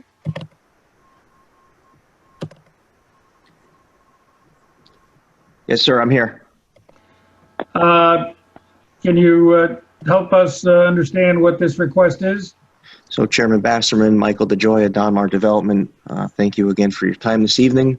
So as you know, the end of August, we had an unprecedented storm where we lost numerous trees in the wetland abutting the property known as 47 Gould Lane. Some of which unfortunately ended up crashing through one of the new homes that we constructed for a client that's been living there for a year. But at any rate, as you know, as you're aware, lots number 1 and 2 has a retaining wall at the rear of the lot, approximately 20 to 25 feet, depending on where you pull a dimension off that retaining wall. We have a conservation easement area between the retaining wall and the property line. That area, Chairman Basserman, looks like a pile of pixie sticks. I've had Jamie out on site. I believe she took some photos. And so, as you know, lot number 1 has been permitted. It's staked out and ready to go. The erosion controls have been installed. The fence has been repaired that got mangled and demolished. However, the buyer is from Fairfield County and does not come up that often. And unfortunately, I've been through this before, and I know exactly what's going to happen. As soon as they come on site and they see it, they're going to demand that I remove the trees, the fallen pile of trees, and the trees that are cracked in half and now are just a 10-foot tall tree trunk in that area. So I asked Jamie how we could go about obtaining permission to remove those trees in that area prior to a house being built, so I don't have to hire a crane and swing trees over a newly constructed house. Now, some of those trees, actually most of them, are on Branford Land Trust property, or were. So my proposal to Jamie was, if the commission would be so kind enough to grant me permission to remove these dead trees, I was going to have the property corners pinned, and to ensure that I am not cutting anything over the property line. While normally I would have no issue removing and clearing over the property line, in this case, just something that I won't be doing. This is Commissioner Rose. Jamie, can we see the subdivision map and so we can figure out where this is in the world, and photos if you have them? Jamie Frederick, Inland Wetland Agent. So I believe I'm screen sharing right now. up here, this is the subdivision property. It's the southwesternmost lot, adjacent to the existing dead end, if you will, of La Mantra Lane. And then looking at the site plan for the individual lot, this here is roughly where La Mantra Lane had dead ended before the development started. And this is the retaining wall that Michael was talking about with the 20-foot wide deed restriction conservation area of concern. And then I can jump over to some photos.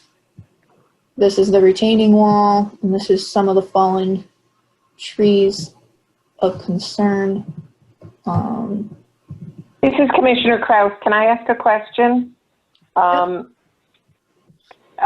you going to clear all of the trees or just take out the ones that are damaged and leave the ones that are still healthy there? Michael DeJoy at Donmar Development. Yes, it's my intent to only cut and remove trees that are laying down, or in, I think, 2 cases, we have trees that have been snapped off at about 10 to 12 feet in height and are now just a trunk sticking out of the ground. In which case, also we would not be stumping or anything like that. And I'll also note that most of the trees that have fallen down there have been ripped right out of the ground, and we now have giant craters with exposed soil in the land trust property, which obviously is going to create an issue. So any trees that we remove will be trees that are already horizontal to the ground, and anything that will get cut down to the stump, so we don't create any grubbing or erosion issues. No stumping. Okay. But since there's already an issue with drainage on this property, and I know where you're talking about is not where we had the issue before, but will more clearing create more problems on the land trust property? Michael DeJoy at Donmar Development. In my opinion, and I'm sure Jamie would agree, we wouldn't necessarily be doing any additional clearing. All we're looking to do is pick up a pile of pixie sticks, if you will, that are laying all over the place in a mess. And again, I think there's only maybe 2 or 3 trees that would actually have to get cut that are standing vertical at this point. But again, Okay. However, they were snapped off at 10 to 12 feet in height. So it's just a tree trunk sticking out of the ground. So, if we go down to, a grade level or a foot above grade and saw cut the tree trunk, we would not be disturbing the grade, the ground at all. So in my opinion, absolutely not. No erosion issues would result from any of this removal. All right, thanks for your explanation. This is Commissioner Basserman. What's the method of removal, Mr. DeJoy? It's gonna have to be a large piece of equipment with a grapple on it, and some chainsaws. So we can't drag them out because we have a retaining wall in place with a brand new chain link fence now that the first one was demolished in the storm. So we can't drag them up onto lot 1. So everything would have to be picked up via crane or a large piece of equipment so that we're not disturbing any of the ground. Again, I guess my point was to try and do this before we have a structure on the way and have to, pick them up with a crane or a machine and lift them over a house. I'd rather do it now when we have, a pretty good lay down area and not a 30-foot tall obstacle in the way. This is Commissioner Basserman. So I get this picture straight in my head. So that you'll be in the area with the fallen tree debris, lifting that up and putting it over the retaining wall onto lot 1, and then carting it away? Is that what's happening here, or am I got the wrong picture? Michael DeGioia, Donmar Development. Yes, that's correct. We'd be lifting up and over the retaining wall and the fence, using Lot 1 as a laydown area so that we could cut the limbs off, size them up to a size that would be acceptable to DOT standards, et cetera, where we could get them in a truck and haul them off-site. Thank you. This is Commissioner Begemon. In general, what happens in conservation easement areas when acts of nature happen and trees fall? How is that property supposed to be treated in conservation status? Jamie Frederick and the wetland agent. Usually the intent is to leave it as it falls. The language specifically for this conservation restriction states there shall be no removal, clearing, or cutting of any vegetation, living or dead, or otherwise in the conservation area without the express written permission of the agency, which is why Michael is before the agency tonight to get the permission to do the work he would like to do. I would like to point out that there is a silt fence underneath some of the fallen material that needs to be removed. That would be extremely difficult to next to impossible to remove. There's also some berms, I believe, in that area that were installed for erosion control at the beginning of the project.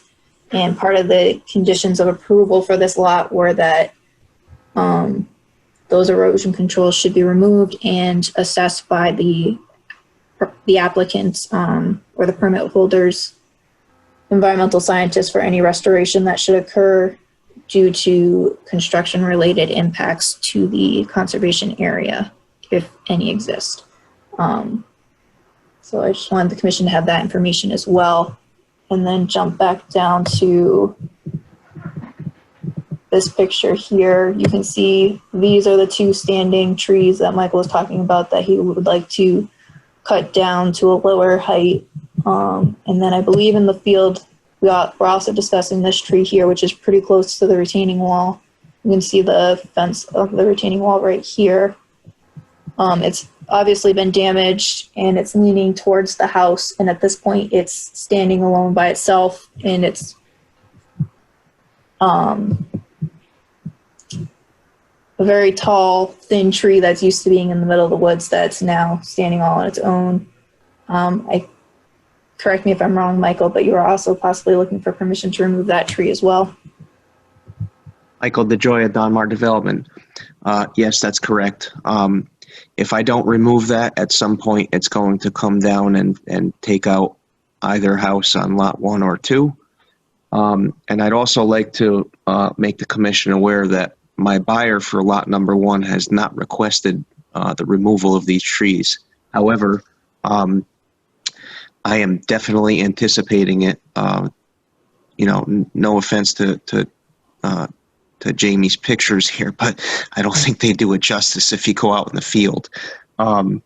It's a mess, and I personally wouldn't want it, and I know that they're going to ask, which is why I'm here before you tonight, seeking permission. Now, I'd also like to raise the point, and Jamie, correct me if I'm wrong, you can pipe in and interrupt me. I believe part of the condition of approval was that once we are done, or maybe even prior to CO on lot 1 or bond release, I'm supposed to come into that conservation easement area and remove invasive species and replace with some plantings. That's going to be impossible with the timbers that are in place right now. Jamie, maybe you can shed some light onto the details of that. Jamie Frederick and the wetland agent. I don't think there's a requirement for removal of invasive species, just for an assessment of any impact to the conservation area from the development activities, and then proposed actions to mitigate any. Correct. You're right. I remember now. So again, in either case, it's going to be impossible for us to do any type of assessment or remove the erosion controls at the bottom of the retaining wall that were part of the original site plan erosion control plan. While they're no longer needed, we thought it'd be best to leave them in place until lots 1 and 2 were fully developed and established. I'm just simply not going to be able to get in there and remove those with the debris that's in the way. Jamie, this is Commissioner Rose. Does it make sense? I mean, now that the retaining wall is in place, does it make sense to allow removal of the 3 trees, which are just at this point leaning and ugly, and remove what debris is necessary for them to do now what's required in the conservation easement, so it all gets done at one time? They remove the debris, enabling them to remove the old sediment and erosion controls, and they finish what the easement agreement required, and when they leave there, they're done. They don't have to go back. Michael DeJoy, Donmar Development, Commissioner Rose, I love that idea. I don't like to come back. I would love that.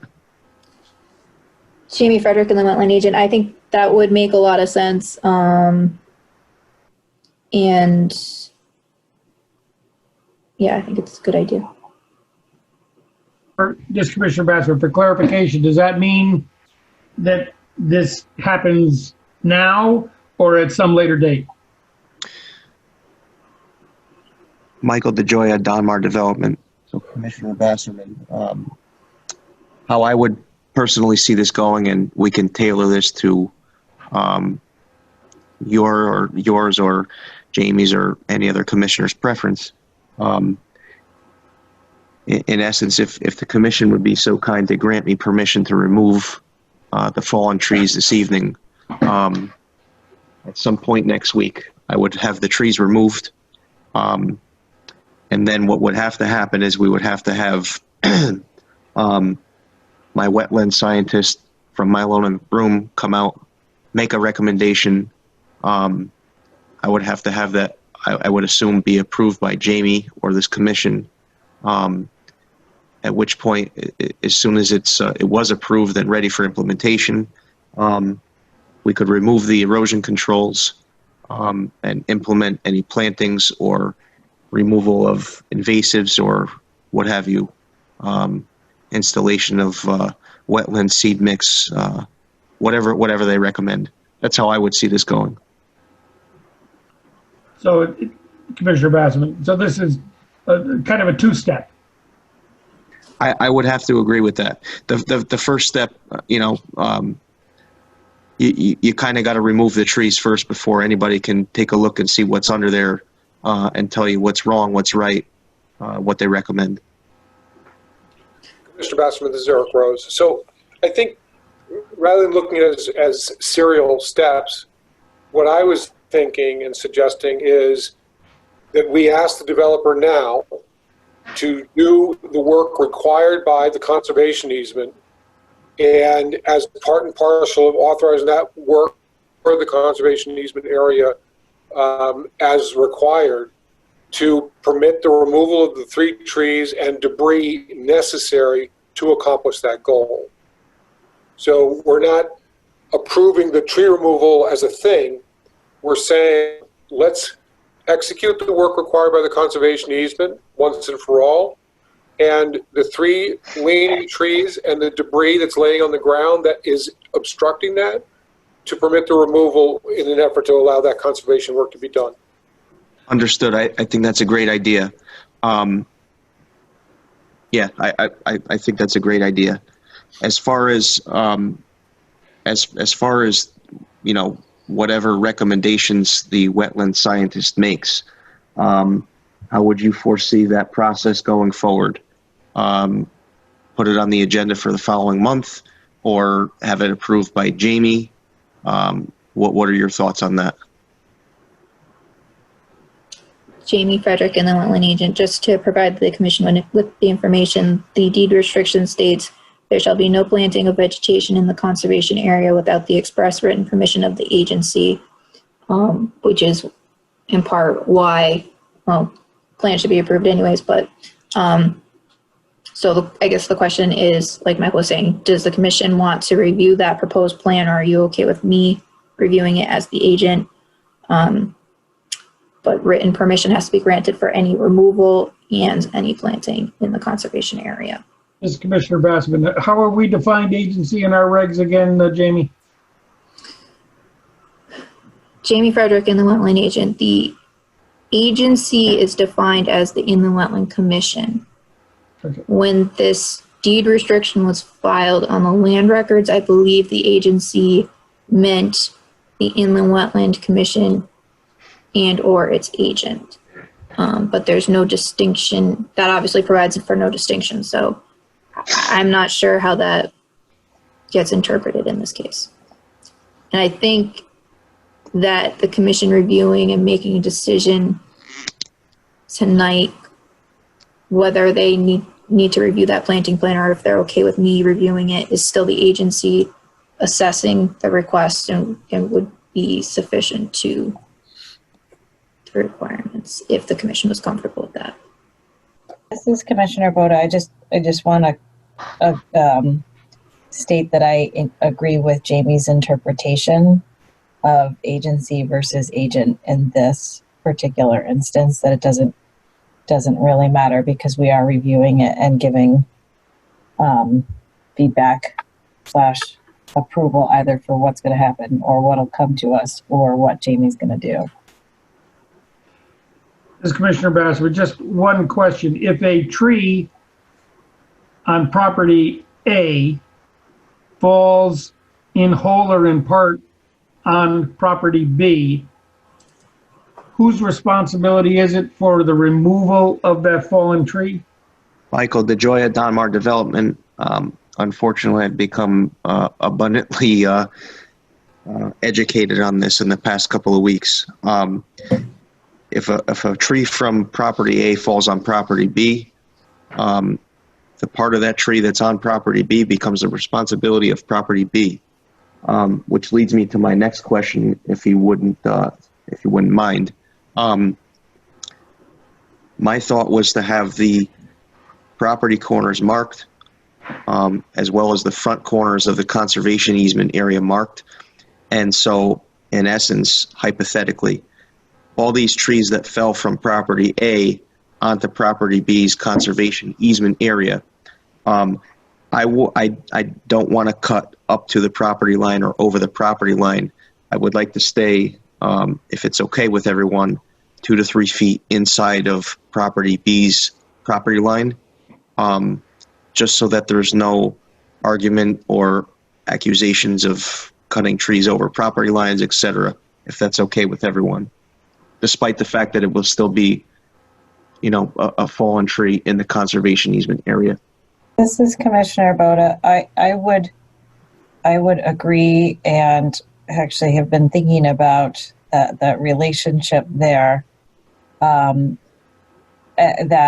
you should not go beyond what is absolutely necessary, and on the application property, even in the instance where there is a downed tree, so or what you've been calling like the top is lopped off, right, but it's still standing. So in ecology, we refer to that as a snag, and that snag has tremendous ecological value, and so as a snag, and so anything in the conservation area that is over the property line should be left, and anything that absolutely doesn't have to be cut or removed for safety /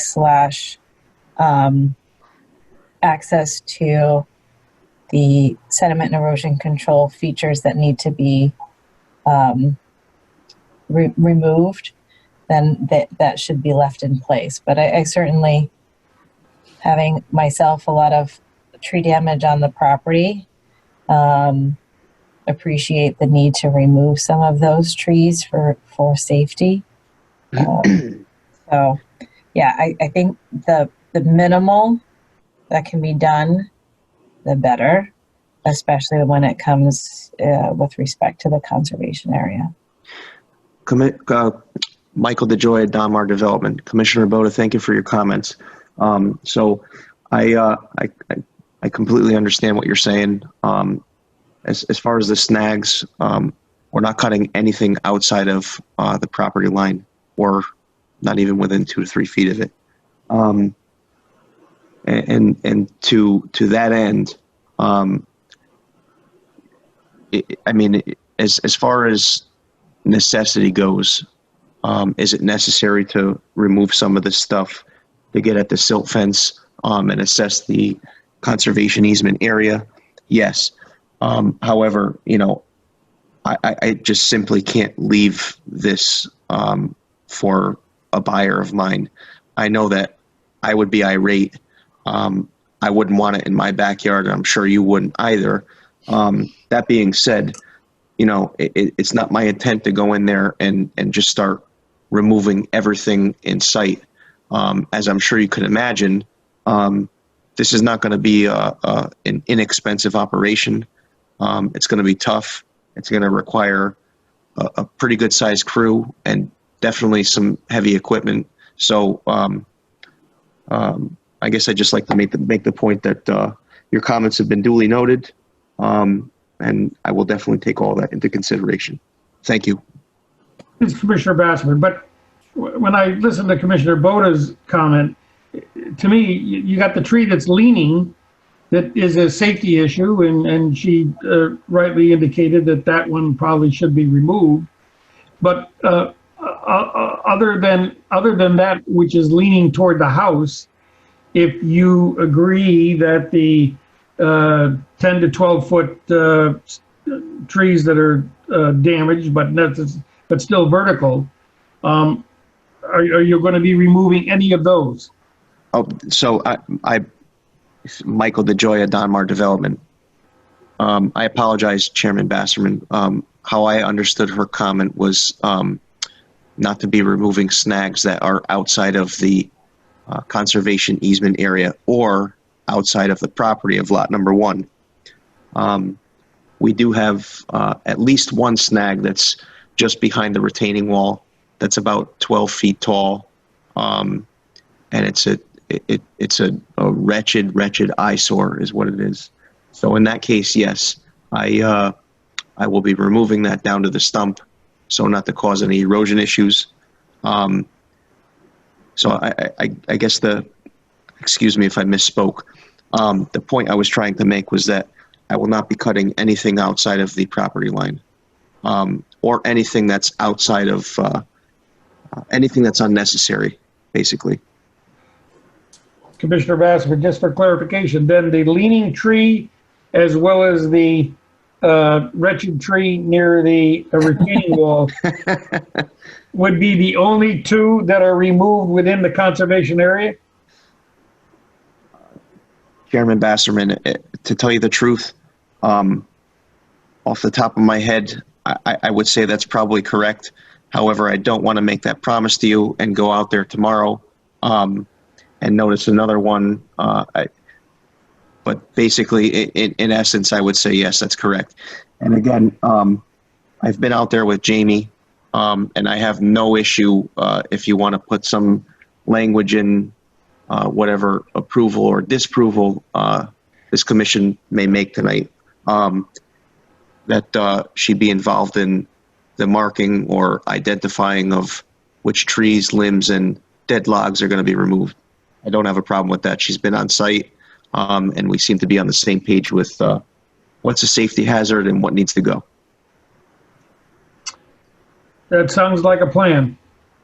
Jamie Frederick and the wetland agent. To follow up on that, I agree. I think it's a good idea to have the front of the conservation area marked out and the rear property line marked out, and then meet on site to discuss where the removal activity is proposed and what makes sense relative to the way things fell and the property lines and the deed restriction line. Regarding the snags, there are 2 on site. One, if I recall correctly, is rather tall and has a piece that's still hanging and I think could be considered a hazard. The other one I think is short enough that it doesn't really pose much harm to anything. However, I think to Michael's point,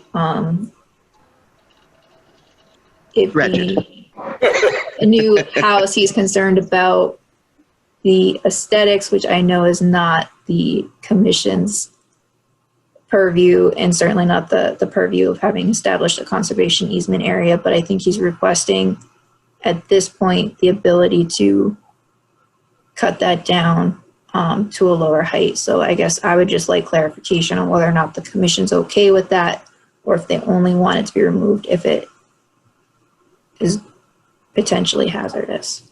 So I'm sorry to interrupt. If I may add one more thing, I don't even mind if the commission requests that we cut it down to a few inches down below the top of the retaining wall, just so that it's not visible from the yard or the new home.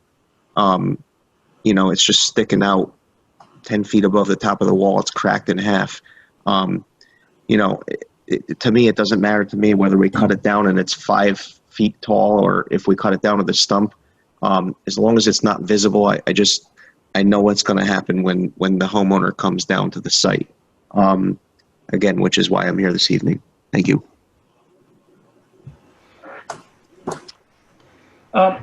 Commissioner Basserman, it sounds like given the language associated with the conservation area that this needs to have a roll call vote. Would you agree with that, Jamie? I think that Jamie Frederick and the wetland agent, I think it would be a good idea to have the commission vote on whether or not they're okay with me acting as agent to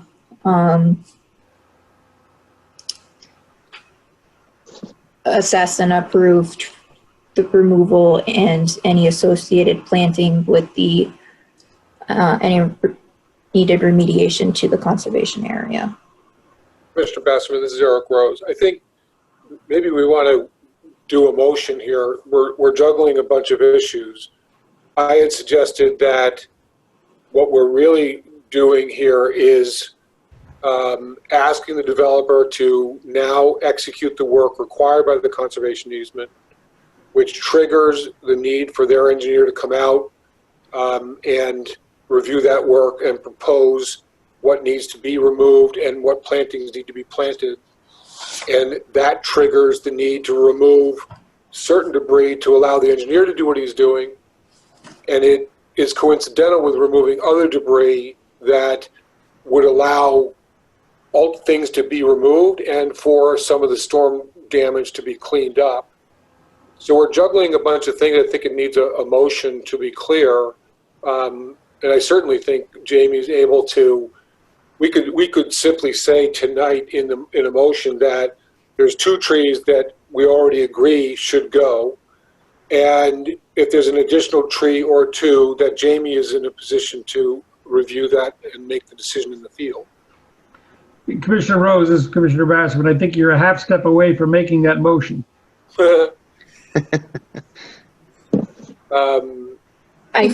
This is Commissioner Begemon. Before you make the motion, I think I'm a little confused, but we have a conservation easement, and in terms of affecting wetlands, I'm trying to think about, you know, from the point of view of wetlands, which we haven't really talked about except for the erosion and the berm and things. So can somebody clarify in terms of kind of where our thinking is on the wetland part of all this?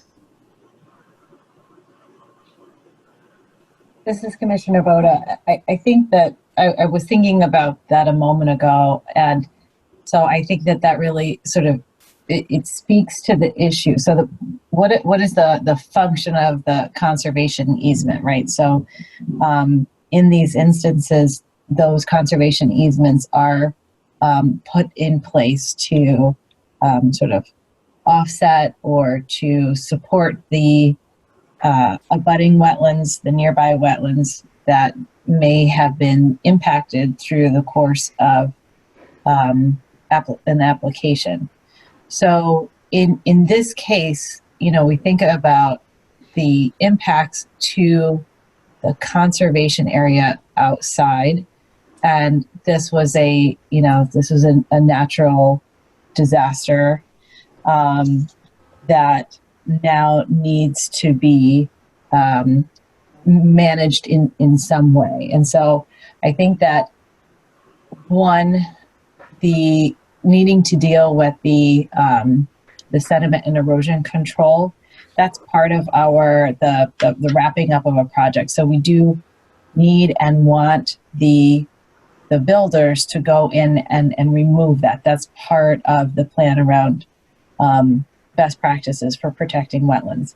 So we need them to get access to that. And if that means doing some work in the conservation area, then that, and that work will not negatively impact the wetland, then we certainly want that to happen. You know, this sort of trying to,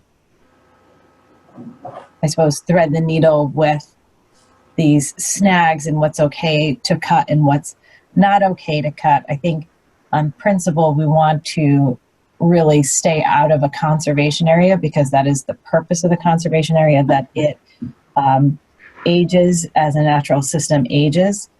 In this particular case with that snag, that, you know, whether it's cut at 10 feet or it's cut so that it's 4 feet off the ground, that's really irrelevant to the impact to the wetland because it's not going to, that one snag is not going to have any impact on the wetland. And so I think as a general practice, we want to stay out of those conservation areas because you set them up with a purpose and with the function.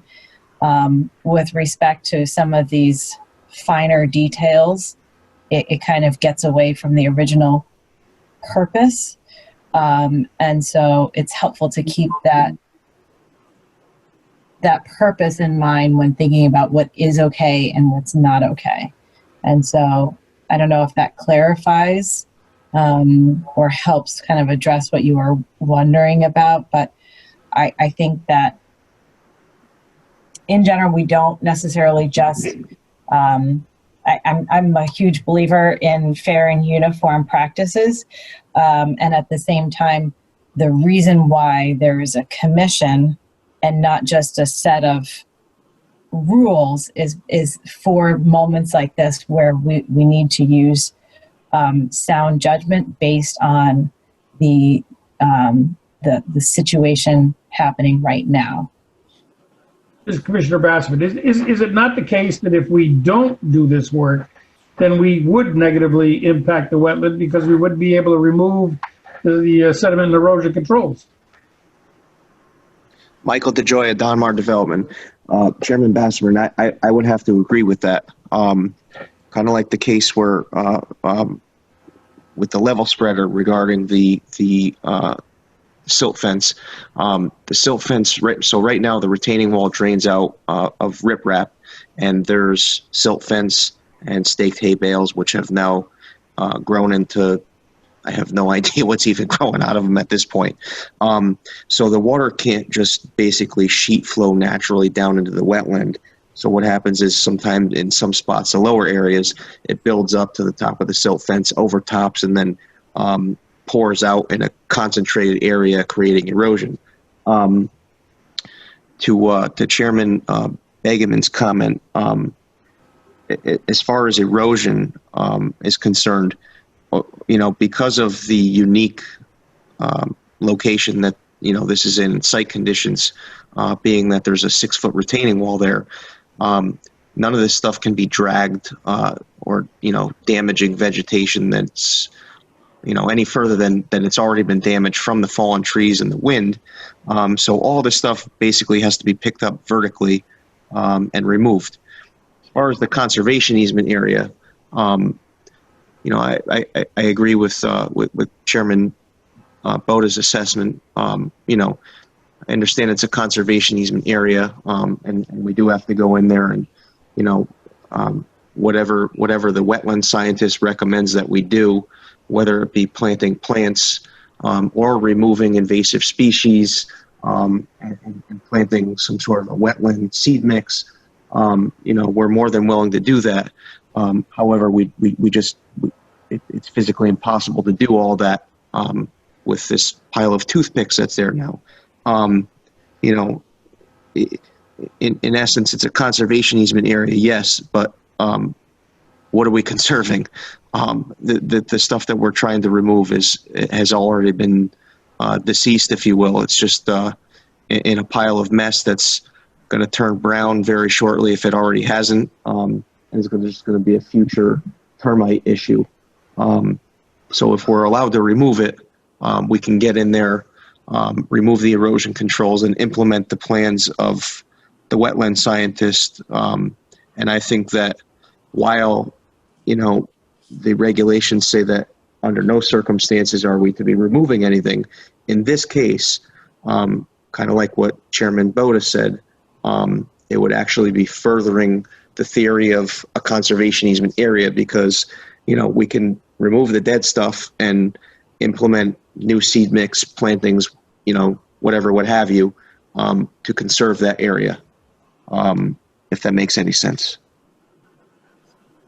So, Commissioner Basserman, this is Eric Rose. Without getting into the life cycle of a wetland or a conservation area, I suggest we do a motion that perhaps and vote on it. The floor is yours, Commissioner Rose. What's the permit number? But it's not listed on the agenda here. Jamie Frederick, and the wetland agent. It's not really specifically relevant to a permit. It's 14 Lamatra Lane Conservation Area. Okay. So I propose with respect to lot 14 and the conservation. Sorry, what? I started up Jamie Frederick and the wetland agent. It's lot 1, address number 14 Lamatra Lane.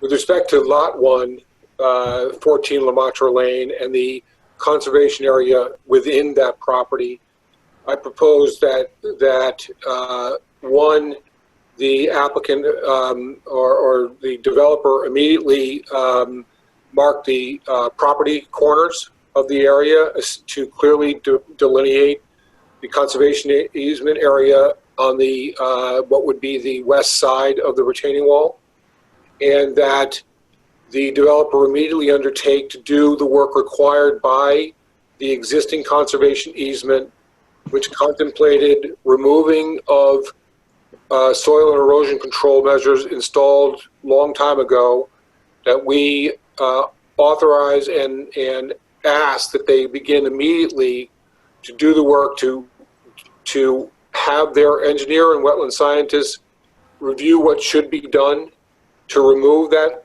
those original erosion controls, to allow the developer to remove debris from the storm that inhibits the removal of those erosion controls or the engineer's ability to assess the work that should be done after the removal of those controls, to include the removal of at least the 2 trees we see in this photograph, the leaning tree and one of the 2 to the right or left, I'm not sure which one.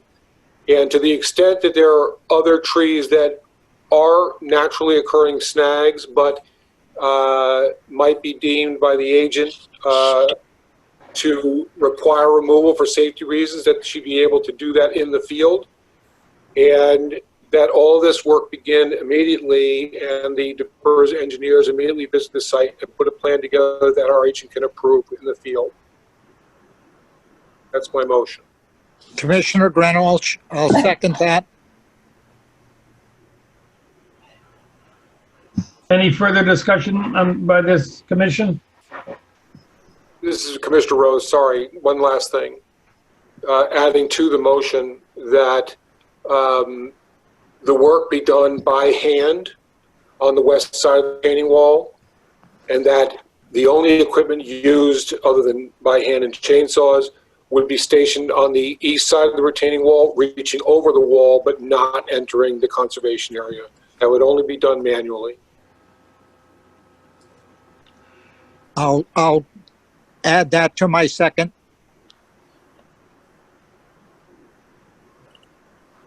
Any further discussion on that motion?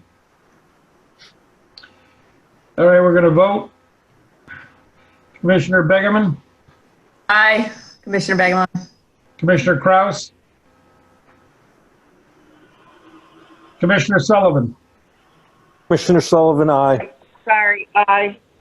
Commissioner Boda, Commissioner Boda, aye. Commissioner Rose. Aye. Chairman Basserman, Michael DeJoya from Donmar. I'm terribly sorry to interrupt. I just need to raise one point that just dawned on me. I think it may be important to add into the motion. Mr. DeJoya, excuse me, you can't do the middle of a motion. I apologize then.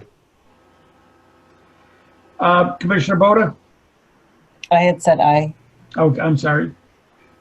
Commissioner Gradalch? Aye. Okay. Did I get everybody? I'm sorry. This is Commissioner Kraus, aye. I'm sorry. No problem. Commissioner Basserman, aye. You have additional comment at this point, Mr. DeJoy? I do, Commissioner Basserman. Jamie, correct me if I'm wrong. This conservation easement area work extends to lots 1 and 2, does it not? Jamie Frederick and the wetland agent, that is correct. So, and again, I apologize, it just dawned on me. May it be wise to amend the motion to include lot 2, just so that we can, if we're going to come in and do the assessment and the conservation easement area work, that we do both lots 1 and 2 at the same time. That's it as far as my comments concerned. Thank you. Jamie Frederick and the wetland agent, it's too late to amend the motion, but I think that a second motion piggybacking off of the referencing the motion for lot or for 14 Lamontre Lane can be made in reference to lot 2, which is the other property. So the retaining wall extends behind lots 1 and 2. The tree work is on lot 1. However, there are also erosion controls that need to be removed behind lot 2 and remediated. So what Michael's asking for is clarification that this approval extends to the work on lot 2 as well, so that he can do all of that work at once. Commissioner Bassman, just for clarification, is there similar damage in the conservation area behind lot 2? I don't. I'm sorry. Go ahead. Sorry, Jamie Frederick and the wetland agent. It's possible a tiny bit of the tree is lot 2, but the main extent of the work behind lot 2 will be the removal of the existing erosion controls that are there and any associated remediation from that removal that is required. So there's berms and silt fence that needs to be removed. But I guess I'm confused because as a condition of what's already been approved, the removal of the erosion controls is part and parcel of that approval, is it not? Jamie Frederick and the wetland agent, it is, but it's specific to 14 Lamontre Lane. And the point is that it should have also included 16 Lamontre Lane because it extends across 2 of the single family development lots. Which is Commissioner Basserman, I would make a motion that the conservation easement itself that extends behind lots 1 and 2 on Lamontre Lane, that the work required of that conservation easement across those properties be authorized to proceed, and the conditions that we set in our prior motion that was approved be incorporated into this motion and applied in the same way to the limit of the conservation easement that extends behind property number 2, plot 2. And again, that all of the work to be done is only within the property lines of the applicant and developer, not beyond their property lines, and that the work be done manually by hand on the west side of the retaining wall, and the only equipment used other than chainsaws would be heavy equipment on the east side of the retaining wall reaching over.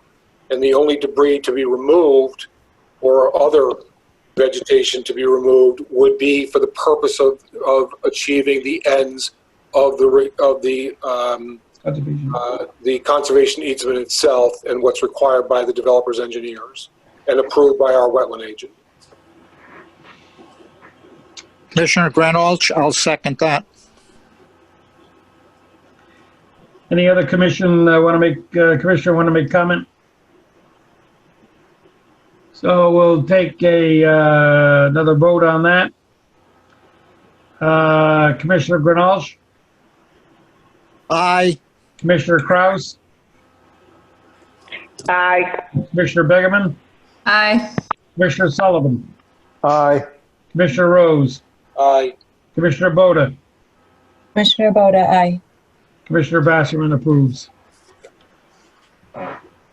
Does that wrap up tree damage lots 1 and 2? Yes, Mike DeJoya, Donmar Development. I just like to say one thing.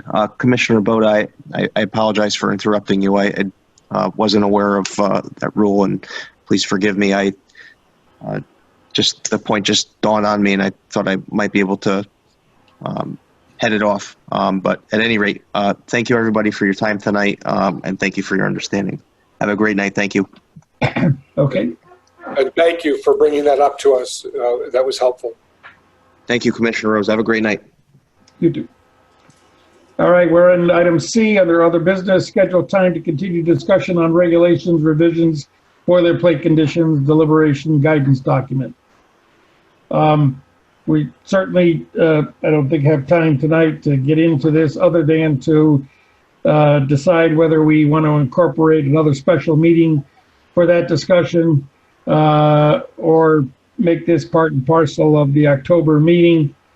I would lean, if everyone agrees, toward making a separate date and time for that discussion, given the extent of some of the comments we had regarding the conditions and deliberations, the last special meeting that we had, and the additional information that staff indicated that they would provide this commission.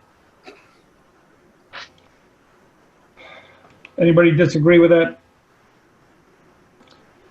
So I guess if we get our calendars out, Jamie, what works for you in terms of time frame to get some of this information together and distributed to the rest of the commission for a subsequent review?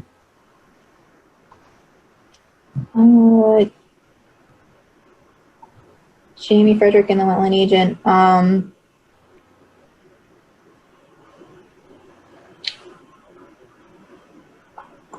I guess it kind of depends on whether the commission wants me to revise the documents provided prior to continued discussion, or I certainly think that there's room to revise the condition guidance document before continued discussion.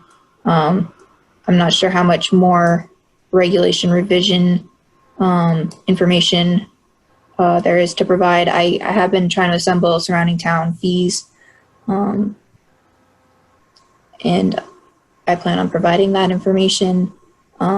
So I guess it partially depends on whether or not both topics wanted to be discussed at the same meeting again, or if you want to have two separate meetings. Not two separate meetings. Can I just interject for a second? This is Commissioner Boda. I noticed there's at least one person from the public here, and I don't know where they are on the agenda, but perhaps we can move them so that they don't need to sit through some of this like businessy stuff, since it's already 9:45. Commissioner Bassman, I guess at this point in time, if we agree that there's a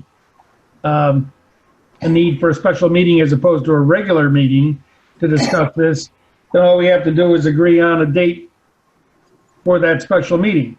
I didn't think it would take that long.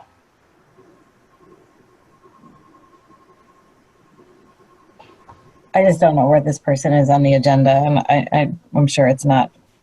I don't know what else was left, but. Jamie Frederick and the wetland agent. I don't think we have anything on the agenda specifically. And they might just be here because they're interested. Oh, okay. All right. They certainly had an opportunity to chime in if they have a comment. So I'll just ask, Diana, are you here for a piece of business? No. Jamie Frederick and the Wetland Agent. Diana's taking our minutes. She probably has a million questions. Geez, I felt bad. I'm like, I thought you were talking about Perry. Like, all right, I feel better now. Sorry. This is Commissioner Basserman. I think you came in a little after the introduction. Yes, sorry. Thank you. I had dinner and kid problems, so. No problem. How about October 1?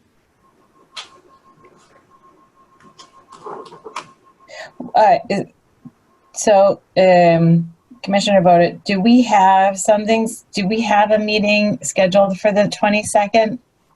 Are we in that place where we have the 2 meetings scheduled, or we just have something scheduled for the 8th? Jamie Frederick and the Wetland Agent, just the 8th.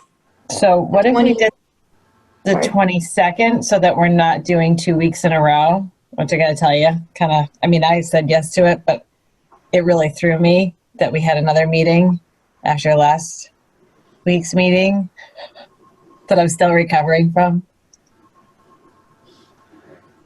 Jamie Frederick and the Wetland Agent, I can certainly concur with that. Okay. We have, instead of pushing this for the 1st, we have a suggestion that we meet on the 22nd, and that works for me. Jamie Frederick and the Wetland Agent, what I can try and do is have a revised version of the conditions document out sooner, so that way you guys have time to actually look at it before the meeting and possibly provide me with comments and questions so that we can possibly have maximize our productivity.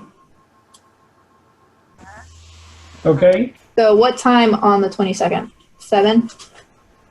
Yes. Diana's asking a question. We can't hear her. Still can't hear you. October 22nd. Okay. So get that on your calendars, folks. 7 o'clock on the 22nd, and we'll discuss the regulation revisions, boilerplate conditions, deliberation document, and fees. All right, moving on. Agent approvals. Inland Wetland 200603, 14 Lamatra Lane, single-family residence. We've talked a lot about Lot 1 tonight. Amy Frederick and the Wetland Agent. All 3 agent approvals were reviewed by the commission and okayed for agent approval. So unless the commission has any questions, I think we can move on to the next section, pending applications for agent approval, which the commission also looked at all of those applications and okayed for agent approval. I'm just waiting for clarification on authorization from the owner, as the applications were submitted by the soon-to-be property owner, but because the Mylar for the subdivision hasn't been filed yet, the property hasn't actually changed hands. So I'm just waiting for that to be cleaned up. Any questions from the commission on agent approvals? Okay, correspondence and announcements. We have correspondence from a Branford resident regarding use of native plants in town available for commission review in meeting materials. Jamie, a few words on that one?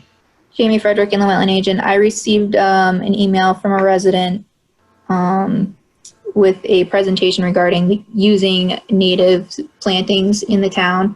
And she asked for it to be shared with commission members, so I've put it in the Dropbox. It's available under correspondence so that you guys can look at it in your own time.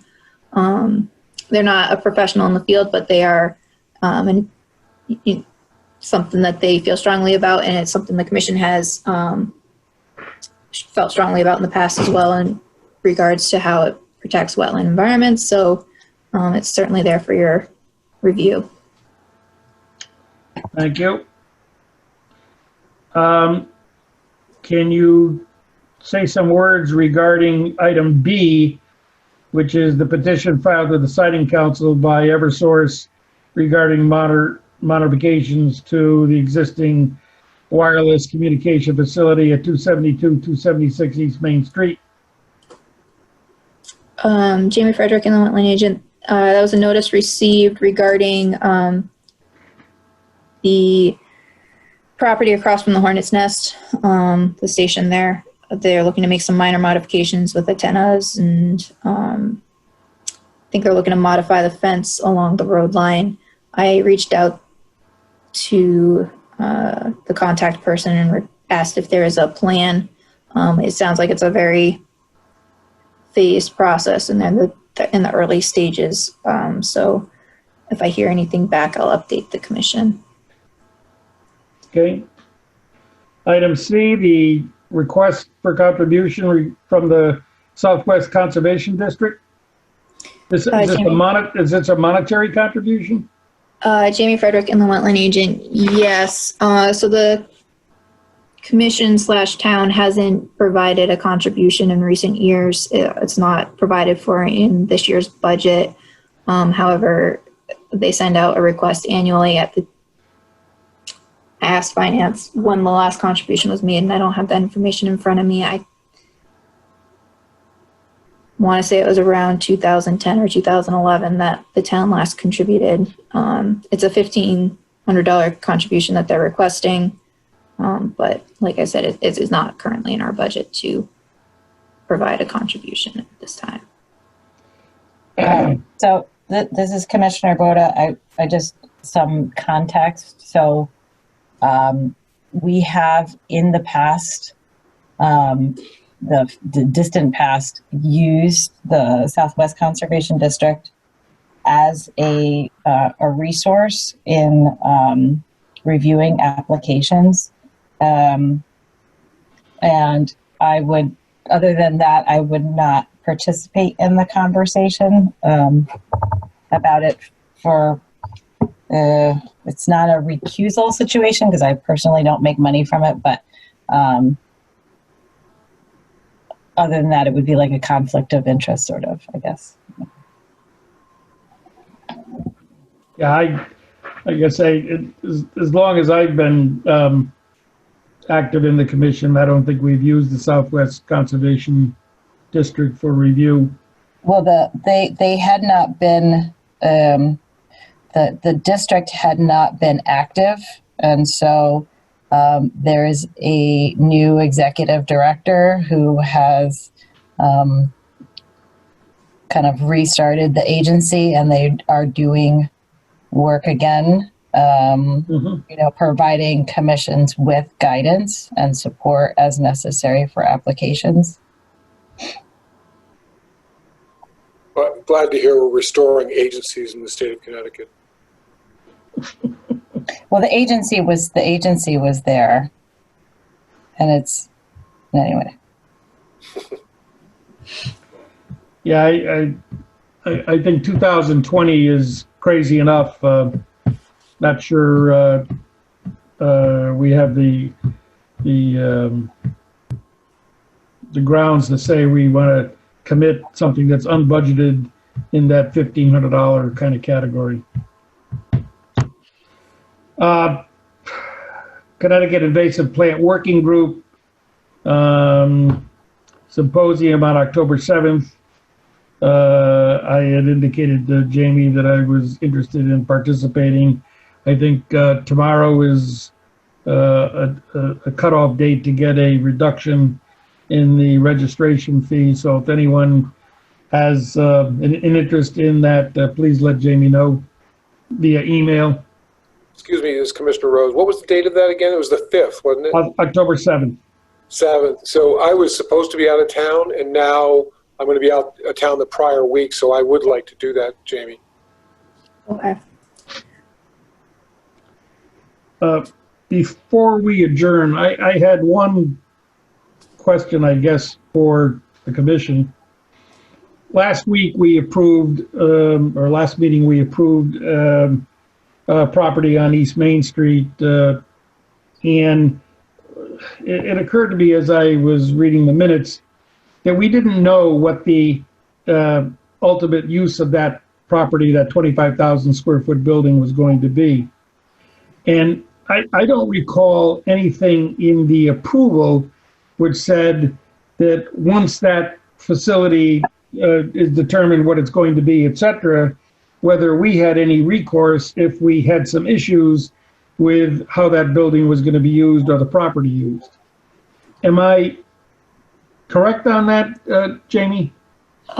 Jamie Frederick, Inland Wetland Agent. This isn't on the agenda, so we probably really shouldn't discuss it. It was proposed as an office building, although if the use changed, unless it changed the site impacts, it really wouldn't be within the purview of the Inland Wetlands Commission, but it would have to go back to planning and zoning. Just a question in support of what Commissioner Basserman is asking. It was represented to us that it was going to be an office building. So to the extent that that is the information we took in approving it, changing it would potentially open up that permit to reassessment by the commission, would it not? Jamie Frederick, Inland Wetland Agent, it could. I don't think that it would necessarily default to it, but yeah. Okay. Thank you, that was helpful. Is there a motion to adjourn? Motion to adjourn. And there a second? Second. All right, all in favor? Aye. Aye. Aye. Okay, thank you for your participation this evening, folks.